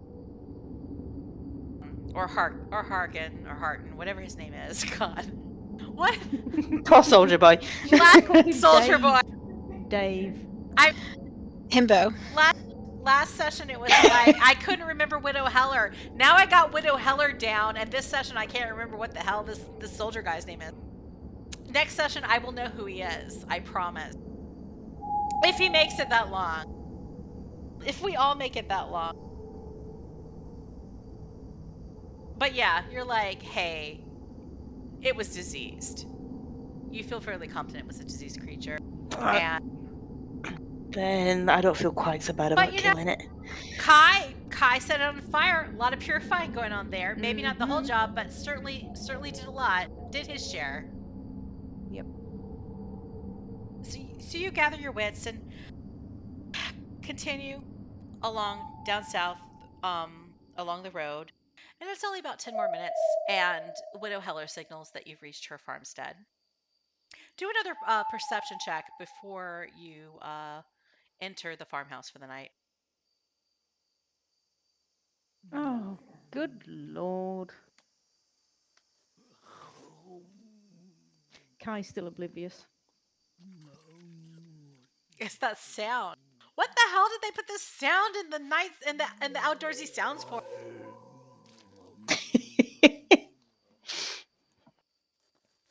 It's like a giant eating pudding. Oh wait, okay, let me see what you actually rolled.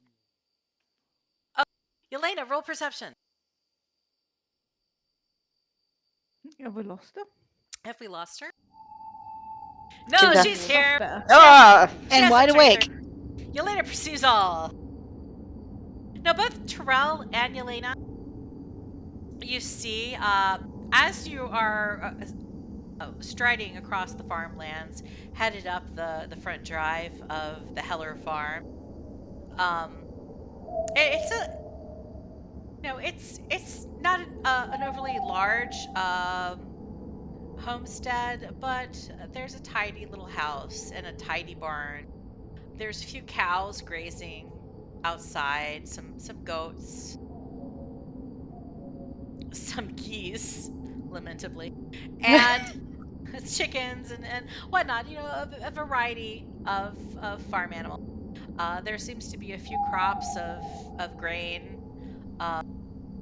the late season wheat just kind of waving in the breeze of the night. And Kai's like, whatever, I got a bag of stuff for my uncle, and we need to get inside so I can go check it out. But Yelena and Terrell, you also notice flying overhead in the night sky, you spot something that's becoming somewhat familiar sight. It's the form of a wyvern,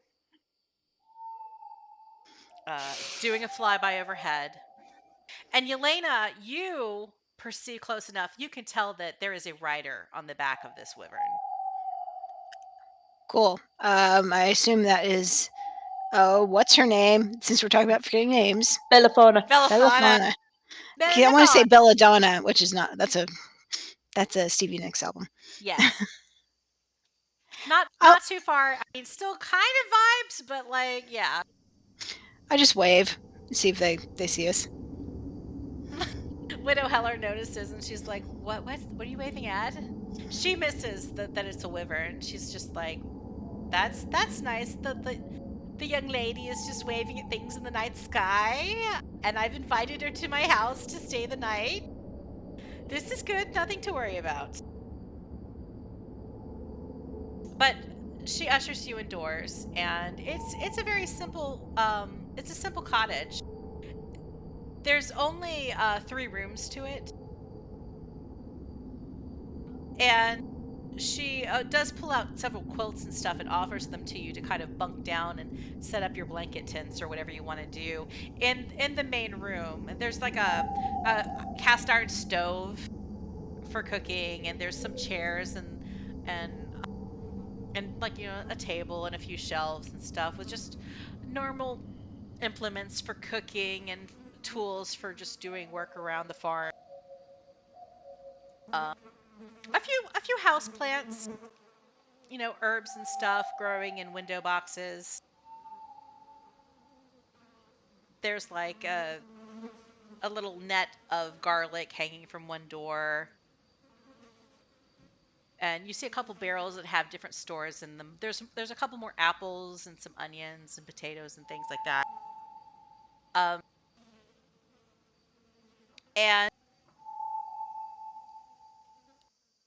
she retires to her room after like asking, you know, she gives you blankets. She gives you a couple pillows, but there aren't a lot of pillows.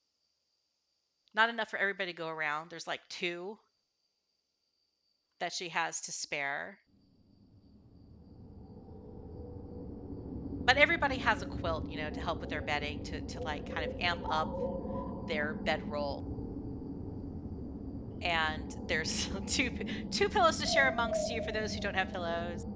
And she, you know, if anyone who wants to eat like an apple or something, she has that. And so the Frito coin spinner and Harton, they both like, you know, start chewing on an apple and stuff.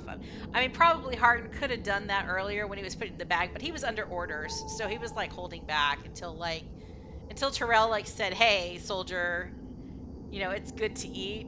He waited until it was this time and everybody was like, "Hey, what do we need to settle down for the night?" But she retires, and soon after, you know, as you want, the other people start to retire. Harton making a little, you know, with a quilt, he kind of like shuffles up against one wall. He's not sleeping completely repine. It's like he's still a little bit tense from what happened to him, and he's trying to kind of rest upright against the wall, but like sleep in place.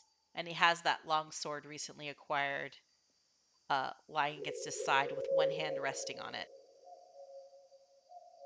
Frito Coin Spinner, he's kind of arranged 2 of the chairs, and he's gotten under the table, and he's going to hide under there just in case something threatens everybody. You know, it can get the rest of you first, and he'll be like hiding under the table. He's sleeping with his one little quilt. But the 3 of you are left to your devices to do whatever you want to do before you settle down for the night. I think I'll just, you know, go over to Sprinkles and try and get her comfortable. So yeah, Sprinkles, she takes up like a 1/4 of the room. And I'll probably stay with Sprinkles. I won't need a pillow. I'll use her. Yeah, because Sprinkles is kind of a natural pillow. Mm. She's still rather injured. And she's a bit quiet because of that. Like, she doesn't feel completely good. So she settles down, kind of like curls up, and she goes to sleep pretty quickly.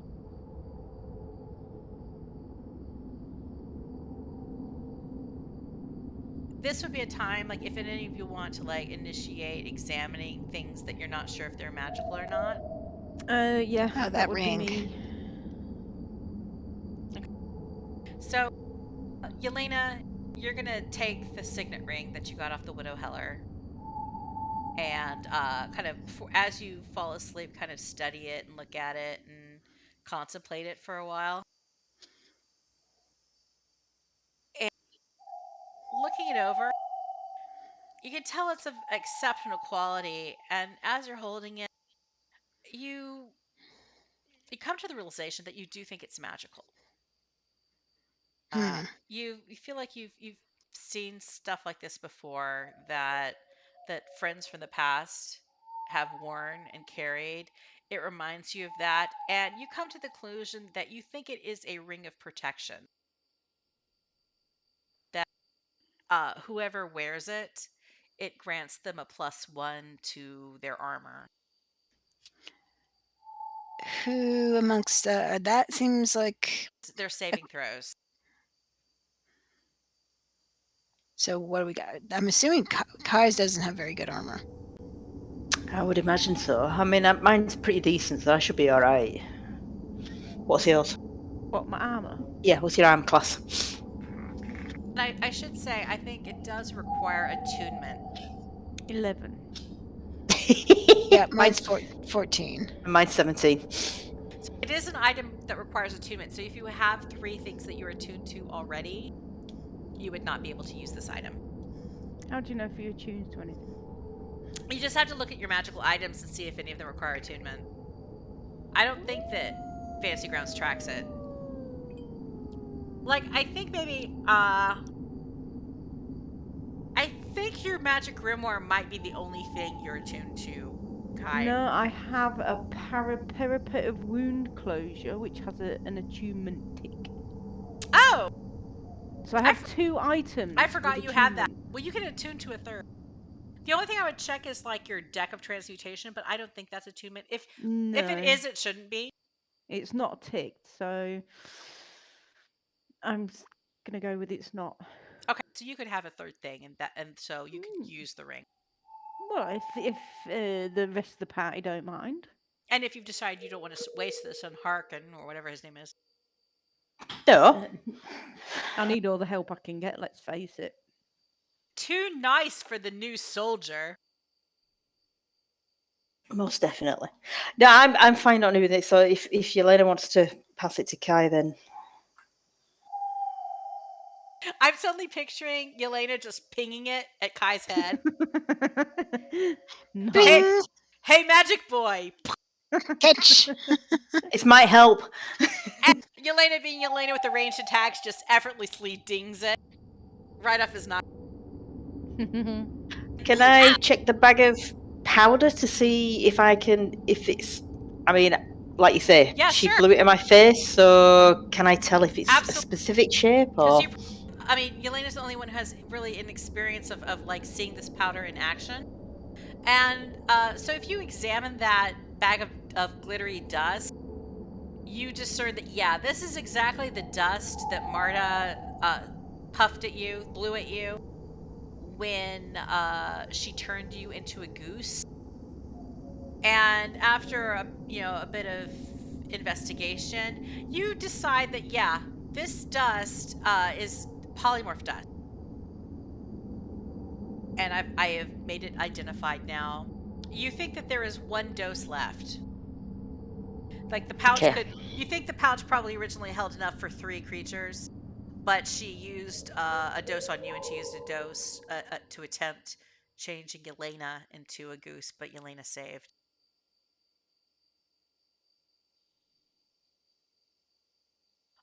Let's see. The only things left are the canteen and the little bag that Kai got.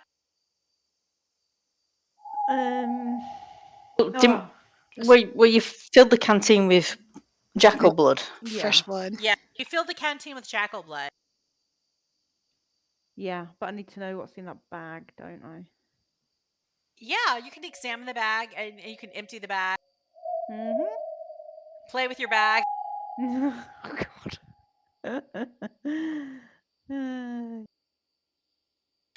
I mean, do you want to just dump what's in it out, or you want to pick things out carefully one at a time? Um, let's dump it all out. Kai can't wait for Christmas, and he just opens up the drawstring on the little webbing pouch bag and just dumps it on the floor. Is this going to be like the D&D equivalent of hitting that string on a dinghy that inflates itself and suddenly we're all pushed out of the house? I mean, well, there's a tidy pile suddenly. Like say Kai's sitting on the floor and he's kind of got his legs stretched out, and so he has pretty like open lap. Suddenly his lap is full with a pile of shit. Not little shit. It's a bunch of knickknacks and paddywhack.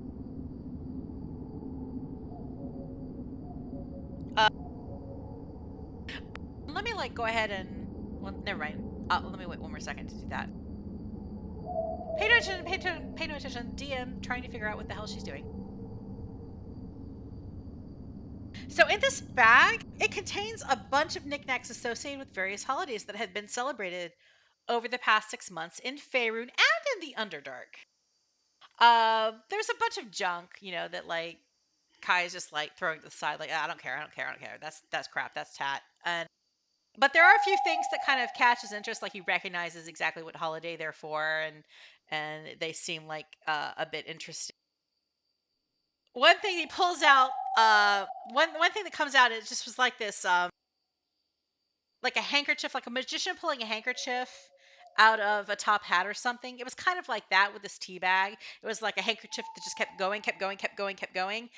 And it turned out to be a set of robes, like Eladrin robes styled. And he thinks those were for Fay Day, which would have been the first holiday that happened after Kai got lost on his way to the spider race and found himself on the surface. The thing about this Eladrin robe is it appears to be child-sized. There's so much stuff in the party inventory that I'm failing to drag stuff into the party inventory. I can. How the hell did you get it out? Like you just dumped it. You dumped it. No, I mean No.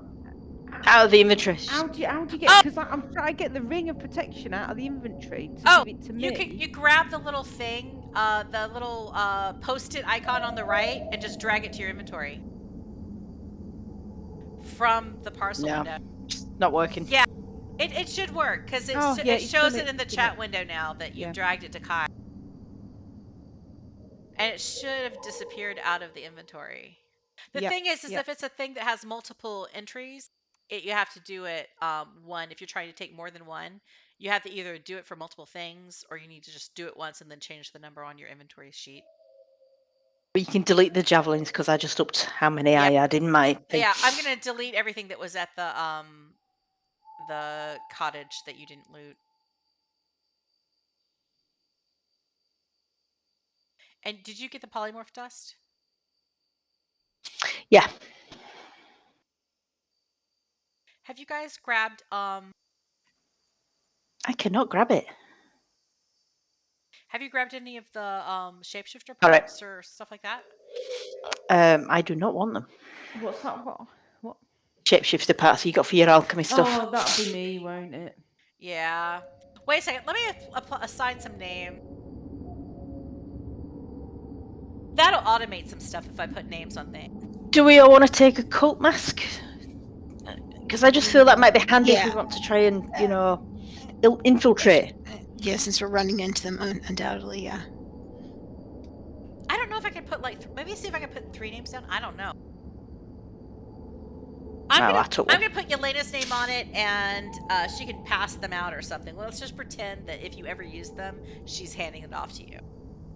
I've grabbed a mask, so.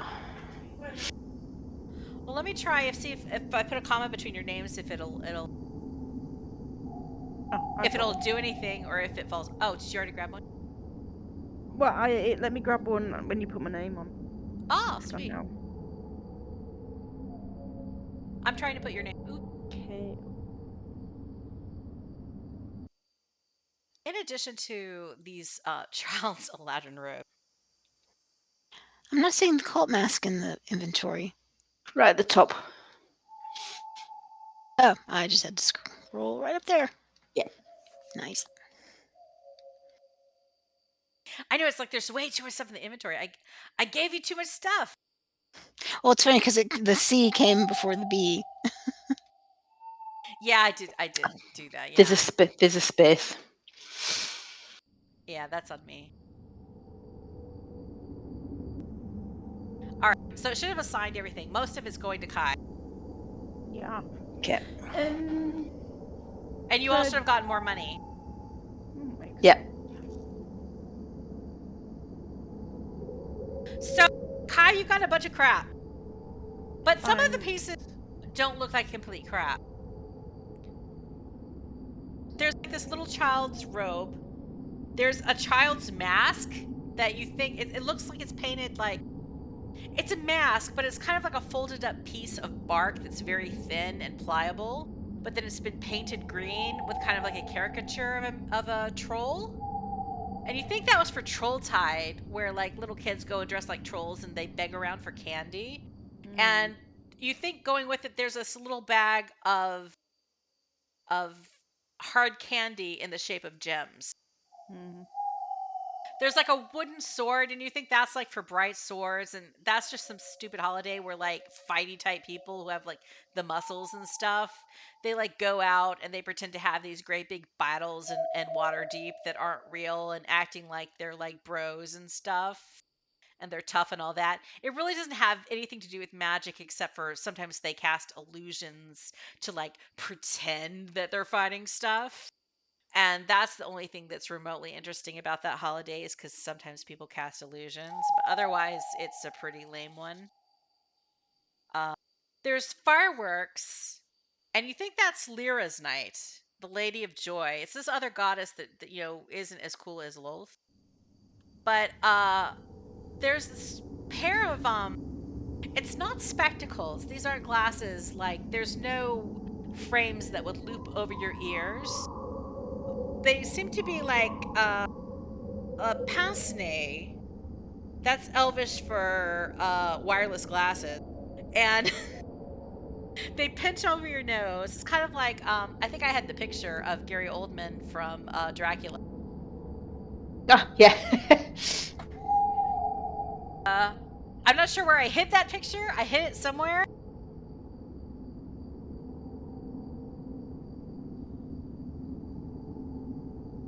It's got this vibe, and they're dark glasses. And you're thinking, hey, these are probably safety goggles, because your uncle's very safety first. And because they're dark glasses, you're thinking not only will it keep like you from exploding your eyeballs with these fireworks that he included in the bag, that it might phase out some of the brightness. Like, you might like wearing these in the sunlight. You think, it won't stop you from getting the sunburn, but the light might not be so irritating during the daytime if you're wearing these dark glasses. True. What else? Was there anything else? There's like a little tiny pumpkin that would have been for High Harvest Tide. There is a clockwork canary. And you think that was probably associated with the Day of Wonders, which is like a day that especially in Waterdeep, where they celebrate the god Gond, who like is pretty much the god of like crafting and making mechanical things, and the god of artificers. This piques your interest mainly because the Day of Wonders is the 3rd of Marbanoth, and that is today. So this is the only gift in the bag that is like, hey, I get to celebrate it today. This is the day. And the Clockwork Canary, you get this kind of vibe that it might have a little bit of a magical purpose, but you probably have to look at it a little bit closer to see what it does. You have the same feeling about those the pince-nez, the little wireless frameless glasses, that it might be a little bit magical, but you'll have to look at it closer to make sure you understand exactly how cool it is. And then I think the last thing is a silver locket. And you open the silver locket. Well, on the cover of the silver locket, there is an engraving, and the engraving says something like "Welcome the coming darkness" in Undercommon. And you open the locket, and there's a little portrait of Lolth. Okay. And you think that this has to do with the holiday celebration of Doran Olaf, which is basically it's a season that the Drow celebrate, that started at High Harvest Tide, and it'll go pretty much till midwinter. And it's something that people celebrate in the Underdark. They basically do Underdarky things. It's all about rituals to Lolth, gifts to Lolth, crafting stuff from spider silk, you know, Yeah. attending balls in honor of Lolth and the matrons, performing art for Lolth. There's also this thing about, like, capturing slaves and getting the best slaves and getting the most slaves and whatever like that, but you don't really, that's not your thing. Yeah, it's Lolth days. I mean, every day is kind of Lolth day, but this is like extra Lolth days. But usually gifts this time of year in Drow society are only given to Lolth because it's all about Lolth. So Kai's uncle he was pretty vanguard in sending you a Doran Olaf present. That's you know Uncle Shalavar, always on the edge there. That's why he lives alone outside of Karsaluthalil, because things like that. Bless. But you can pick to either investigate the bag more, or one of the items that seemed magical that your uncle gave you before you fall asleep.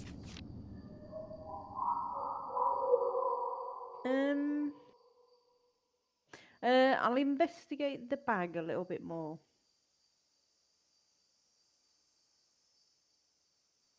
Actually, that's probably a boring thing. I probably should have gone and I did because investigating a little bit more, you confirmed that, yeah, this is like a bag of holding. It's just really, really small. So you're definitely certain about that. You just don't think that it's a very powerful bag of holding. Hmm. And you think about, like, arcanum and science and what you understand about magic, and you're thinking, yeah, this probably, again, to celebrate Lolth, this little bag is made out of spider webs as a component, and as such, it's probably only as strong as spider webs. And it also has some scientific properties of spider silk. So this thing, you should probably keep it away from electricity, because it might do weird stuff around electricity, just for Okay. safety's sake. I think there's additional text about what happens if you expose it to electricity. But other than that, you already pretty much knew everything about it. Okay.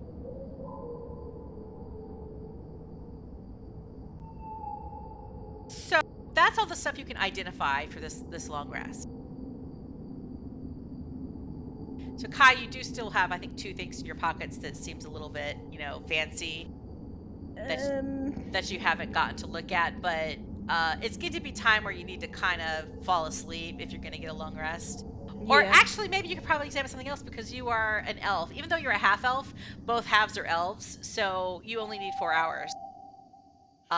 Terrell and Yelena probably need to settle down. Yeah, Tyrell's snuggled up with Sprinkles. So Yeah, I you mean- could look at one other thing. Clockwork Canary, was that one of them? Okay. So you pull off this Clockwork Canary.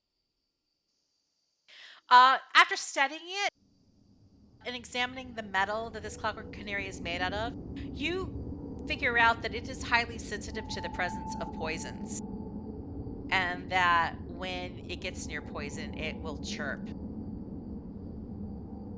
So it'll be chirping loads then if I'm stood next to Yelena. Yeah, actually, it's keeping her awake. Yeah. It's a bit, yeah, you're getting some dirty looks. I'm gonna wrap it up in something. You do kind of like take a moment and observe that like all of the things that your uncle sent you were pretty much child size.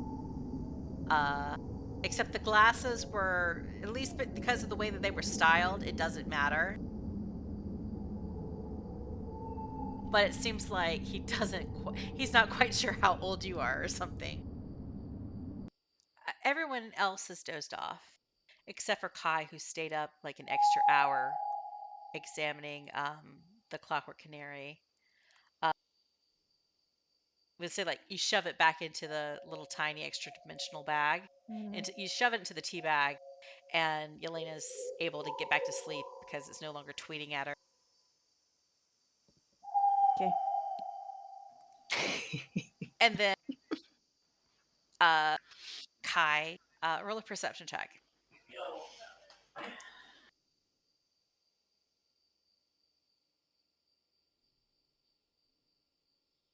Ugh. Wow. At least your fireball did well. Yeah, you don't notice anything, and after a little bit longer, you kind of drift off into your meditation and rest. And everybody gets long rest. Oh yeah, listen, let me delete these possums.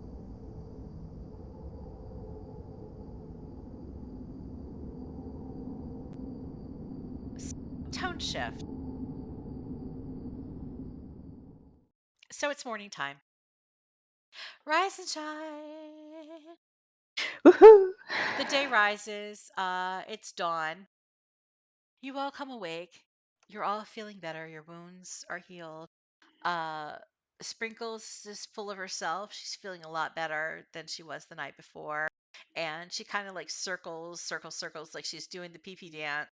So Terrell like opens the front door and she hurries outside, does her business. And when Sprinkles comes back inside, she's not alone. Lady Belafana is with her, Oh, cool. and she's kind of like, Hi. "Hi, Hey. yeah. So I thought you'd want to maybe have an escort to where we spent the night." That's perfect. Yes. Yeah. So I kind of snuck off, and I'm skipping breakfast, but okay. Um, yeah. But everybody had a really good time last night. It was great. Uh, and she's kind of like smiling like nervously, like, yeah, she's saying it was great, but she was kind of like, yeah, it was great for everybody else, but for me, I kind of hated it. But she's like being positive, trying to be positive. So how did your time in Ulivan go? I saw you last night. I was wanted to get in that like one last visit with Euphoria before we get to Succumber, because she's gonna have to hang out in the Southwood for a couple days. I don't think she should get too close to the town. We probably shouldn't have either. I tried knocking. Like I threw a pebble against the window last night, but I guess nobody noticed. You guys were probably beat, huh? Yeah. Yeah, okay. Yeah. Ah, hi. Who are these people that you're with? I guess we introduce everyone and give her a brief rundown of what the chuff happened yesterday. Hi, I'm Lady Belafana. Yeah, okay. Wow. Geese? They turned you into a goose? Geeses? Guys, Yeah, it wasn't fun. And then they started eating, and then they were eating them all. that's what was going on in Ulivan? Whoa, Yep. they got problems. But you took care of it, huh? You took care of it, right? Yep. And Yeah. nothing else in Uluvan to worry about. Well, not We too didn't sure look for about anything that. else. I think it's fine. I mean, we could just tell Jomont because he's probably gonna care. He seems like he always wants to know these kind of things, like how people are doing. Is everything okay? Whatever. I mean, you should have seen him last night. He's being ridiculous. He spent way too much money. I okay, it's really cool. It's really good. Like, I mean, he would have like. Okay, we found an inn. I'm kind of getting ahead of myself. There's so much. We found an inn alongside the road. And you hear the widow Heller kind of pipe in. She's like, "Oh yeah, where the maiden dances. It's a lovely inn. It's very nice. It's a bit expensive for me, but oh, people seem to like it." Like she mentions this now. There's a very fancy inn down the road, about another 2 miles. That's where we spent the night. Yeah. Okay, so you've been nice and comfy then. Why? I came here to get you, and I checked on you last night to see if, you were dying or something. No, we were fine. But yeah, everybody else was really comfy. Yeah. And Jomont paid for everything. Like the livestock, place for them to stay, rooms for everyone. He was like, "Give us your best rooms. Ah! Yeah, another round on me. The best wine, the best food. And he freaked out completely because there was this food on the menu called Oakshield Pudding. And apparently it's this food that's from Oakshield, like where he's from. And he was like all crazy for it. Like, oh, yum, yum, nom, nom, nom. And then he got a little like, I guess he drank too much because he got a little weepy and he was talking about like how long it'd been since he'd been home and how much he missed home and how home was great. And he talked about like the guy who invented Oakshield pudding a lot, like some guy named Paunchy or something. Anyway, it turns out that the Paunchy's like great nephew or something is the chef at this inn, and it's this whole thing. Jomont's trying to get him to come along with us as a cook, but I don't know if this is really the best thing for this guy, because if the guy could cook this, the food was really good. Okay, I'm telling you guys, the food was lit. We are not talking oatmeal and beans here. We are talking like Waterdhavian level cuisine. And I'm really hoping that Jomont does not expect this kind of cuisine when we get to Parnas, because it's not coming. Like no one is eating that well in Parnas, at least not yet. I mean, we have a lot to do. Yeah. So, Jomont's trying to get the chef to come with us along the road because beans and oatmeal. It's probably not in his best, the chef's interest. I mean, gah, it's a career wrecker coming to Parnas. I mean, I think I can be honest with you guys. I mean, just to Jomont and maybe to you, I might have oversold, how promising things are. I mean, I'm really trying. I have plans, and maybe we can like build up stuff and it'll be good. But yeah, no oak shield pudding in Parnast. Anyway, that's enough. Yeah. Last night was a lot. Are you ready to go? Tyrell's just going to be stood there with like a mouth open. It's like, what? What? Terrell, I'm not gonna make you roll for this. You heard the name Paunchy and you heard oak shield pudding, and you know these things. These things are things from your childhood. Like you grew up.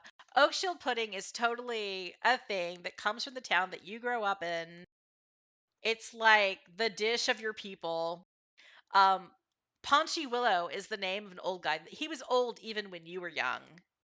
Hmm. Um, he was old the last time that you were in the village, and he's the one who invented this dish. It's very simple, but everybody in town loved it. But Paunchy was like the definitive article. This is like the standard by which all other Oakshield pudding was judged. But everybody in the village had their own like kind of family recipe way that they did, etc. And there Hmm. was varying degrees of success for like how much they appreciated it. And people who were just terrible at making Oakshield pudding would just go to Paunchy's bakery and pick up some for Sunday dinner or something. Mm. Another thing that you remember is the old lord, the lord that you respected. Mm. The lord whose name has completely fled my brain in this moment where I probably should maybe mention his name. I don't think I've got his name. His first name is, I know his name. His name was Merritt Okay. Shieldbriar. That was the grandfather of Jomont. One of the things that you liked and respected about him is he was very open about the fort, the keep that the Shieldbriar family held. That was the core of Oakshield since the time that it was founded several hundred years prior. The old lord would invite people regularly to sit in the feast hall with him. There were Mm. 3 tables, and there's lore about these 3 tables that were the dining tables of the hall and where they came from, and the story of the wood and the story of who crafted them and whatnot. But he was very big about the tradition of sharing the bounty of this table with the people of the land, of the community, of the area where Oakshield was founded. And as that reason, the soldiers of the hall, of the fortress who guarded there, the militia of the town of Oakshield, was often invited to dine at the hall. Regularly, you would take your meals in the room with the Lord, and he would not do any kind of delineation, setting himself above the people that he dined with. There were no dioceses. There was no table set aside from the people. He was always sitting with the soldiers, and he would invite people from the town regularly to come and visit and to catch up and talk about, their triumphs and their woes and keep pace with them. And very he was very unusual from the impression that you've gotten since in the other places you've traveled to, in terms of how much he knew about the people who lived in his community, and how he recognized people's names and people's families and what they had going on. And so it was a common thing for people to go to the Shieldbriar Hall and to feast there and eat what was considered kind of like common everyday food, like Oakshield pudding, with the Lord of the Hall.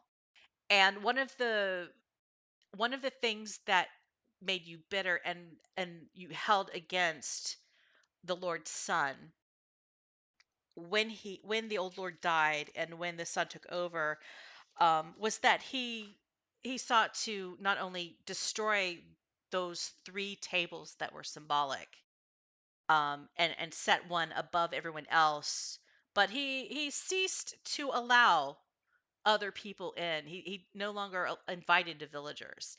He no longer invited the soldiers, and the soldiers started being given slops instead, like just cast offs for food. And he was very like dismissive and scornful of food like Oakshield pudding.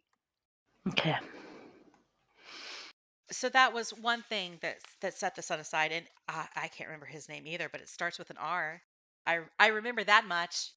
I want to say Ransel, but it's not Ransel. So I do not have their names in my notes, so It's Renton, the lord that you did not like, mm. the lord that eventually, with all of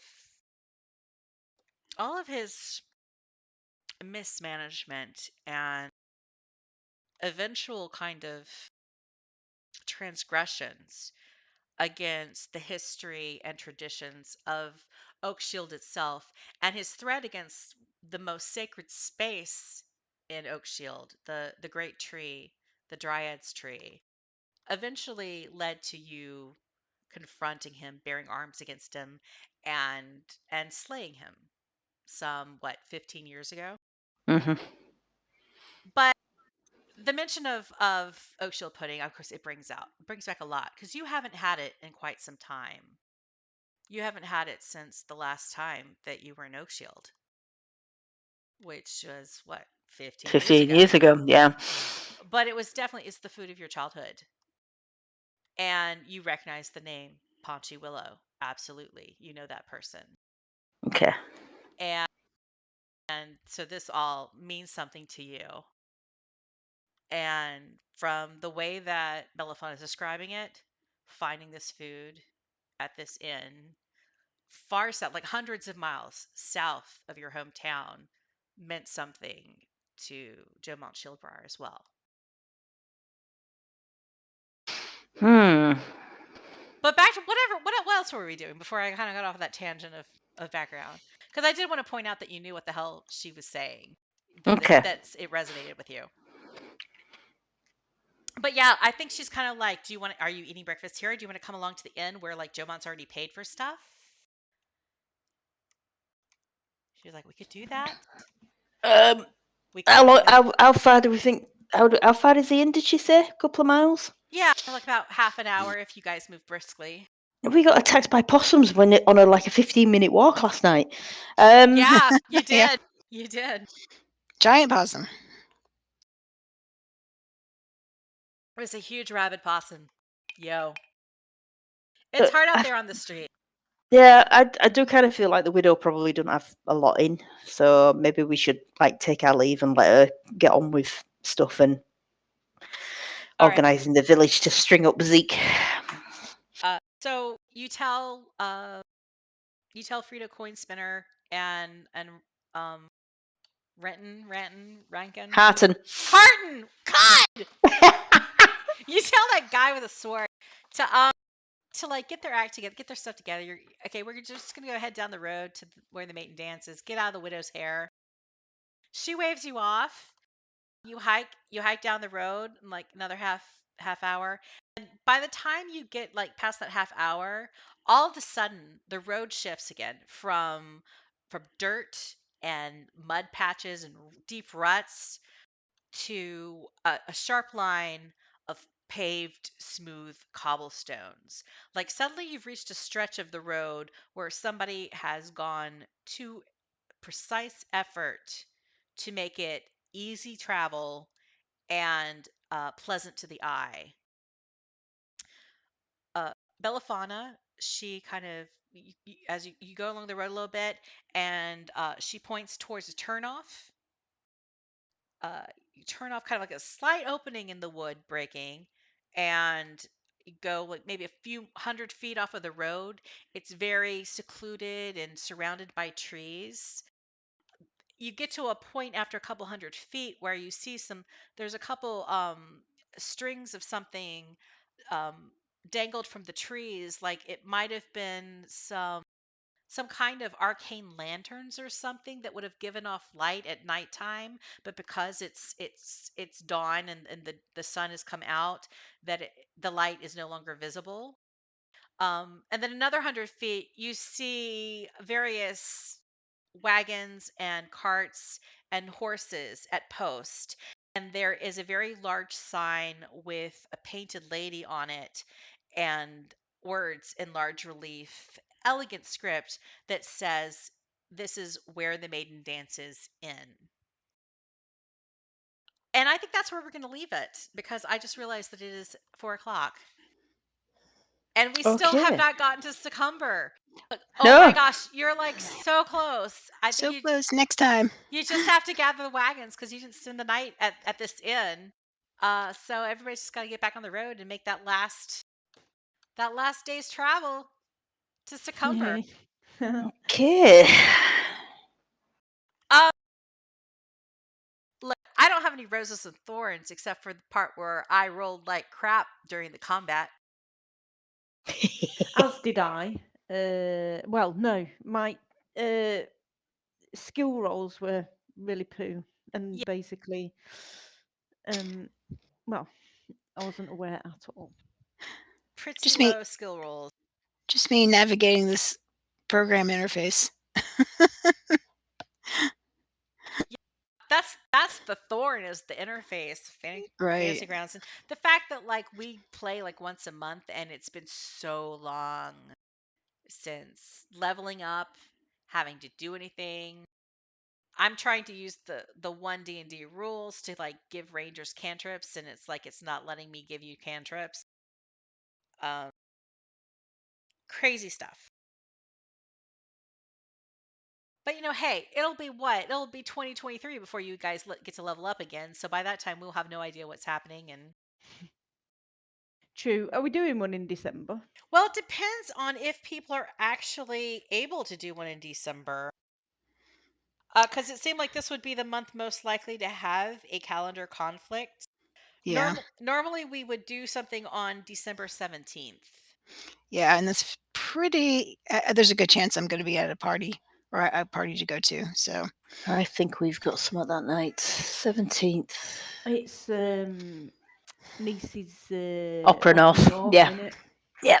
So the Yeah, only we're the only alternative would be we'd either skip the month or we play on the 10th if everyone is free then. we do But not have anything on the 10th at the moment, so it's down to you guys. okay. Well, unless if you have something going on the 10th, we'll just skip I December. that's Saturday, right? Yeah. Yeah. I It's think just it should be fine for me. it's just 3 weeks from now instead of a month. Maybe we'll actually remember how to do things. Oh my Yeah. gosh. We And might actually by remember how to we, I play mean me. slightly better. Yeah. Well, because I keep taking so long to do stuff, it's great that I Yeah. probably already have everything prepped for next session already. That's So good. a week less to prep, but hey, I prepped this stuff probably 3 months ago. Okay, well let's try for December 10th Yep. at 1 o'clock, and then we'll just for January we'll just resume trying for like the third Saturday of the month kind of situation. So while there may only be 3 weeks between our next sessions, there'll be 5 weeks Mm-hmm. between the session after that. Yeah. Okie dokie. That's fine. Right. Grim's computer's crashed, so I'm sure she'll say bye bye. But bye. To Stop everybody. crashing, Grim. Drink less. Right. I shall call it there as well. Thanks All ever so right. much, Thanks, Bonnie. everyone. Bye. See ya. Bye. Bye bye.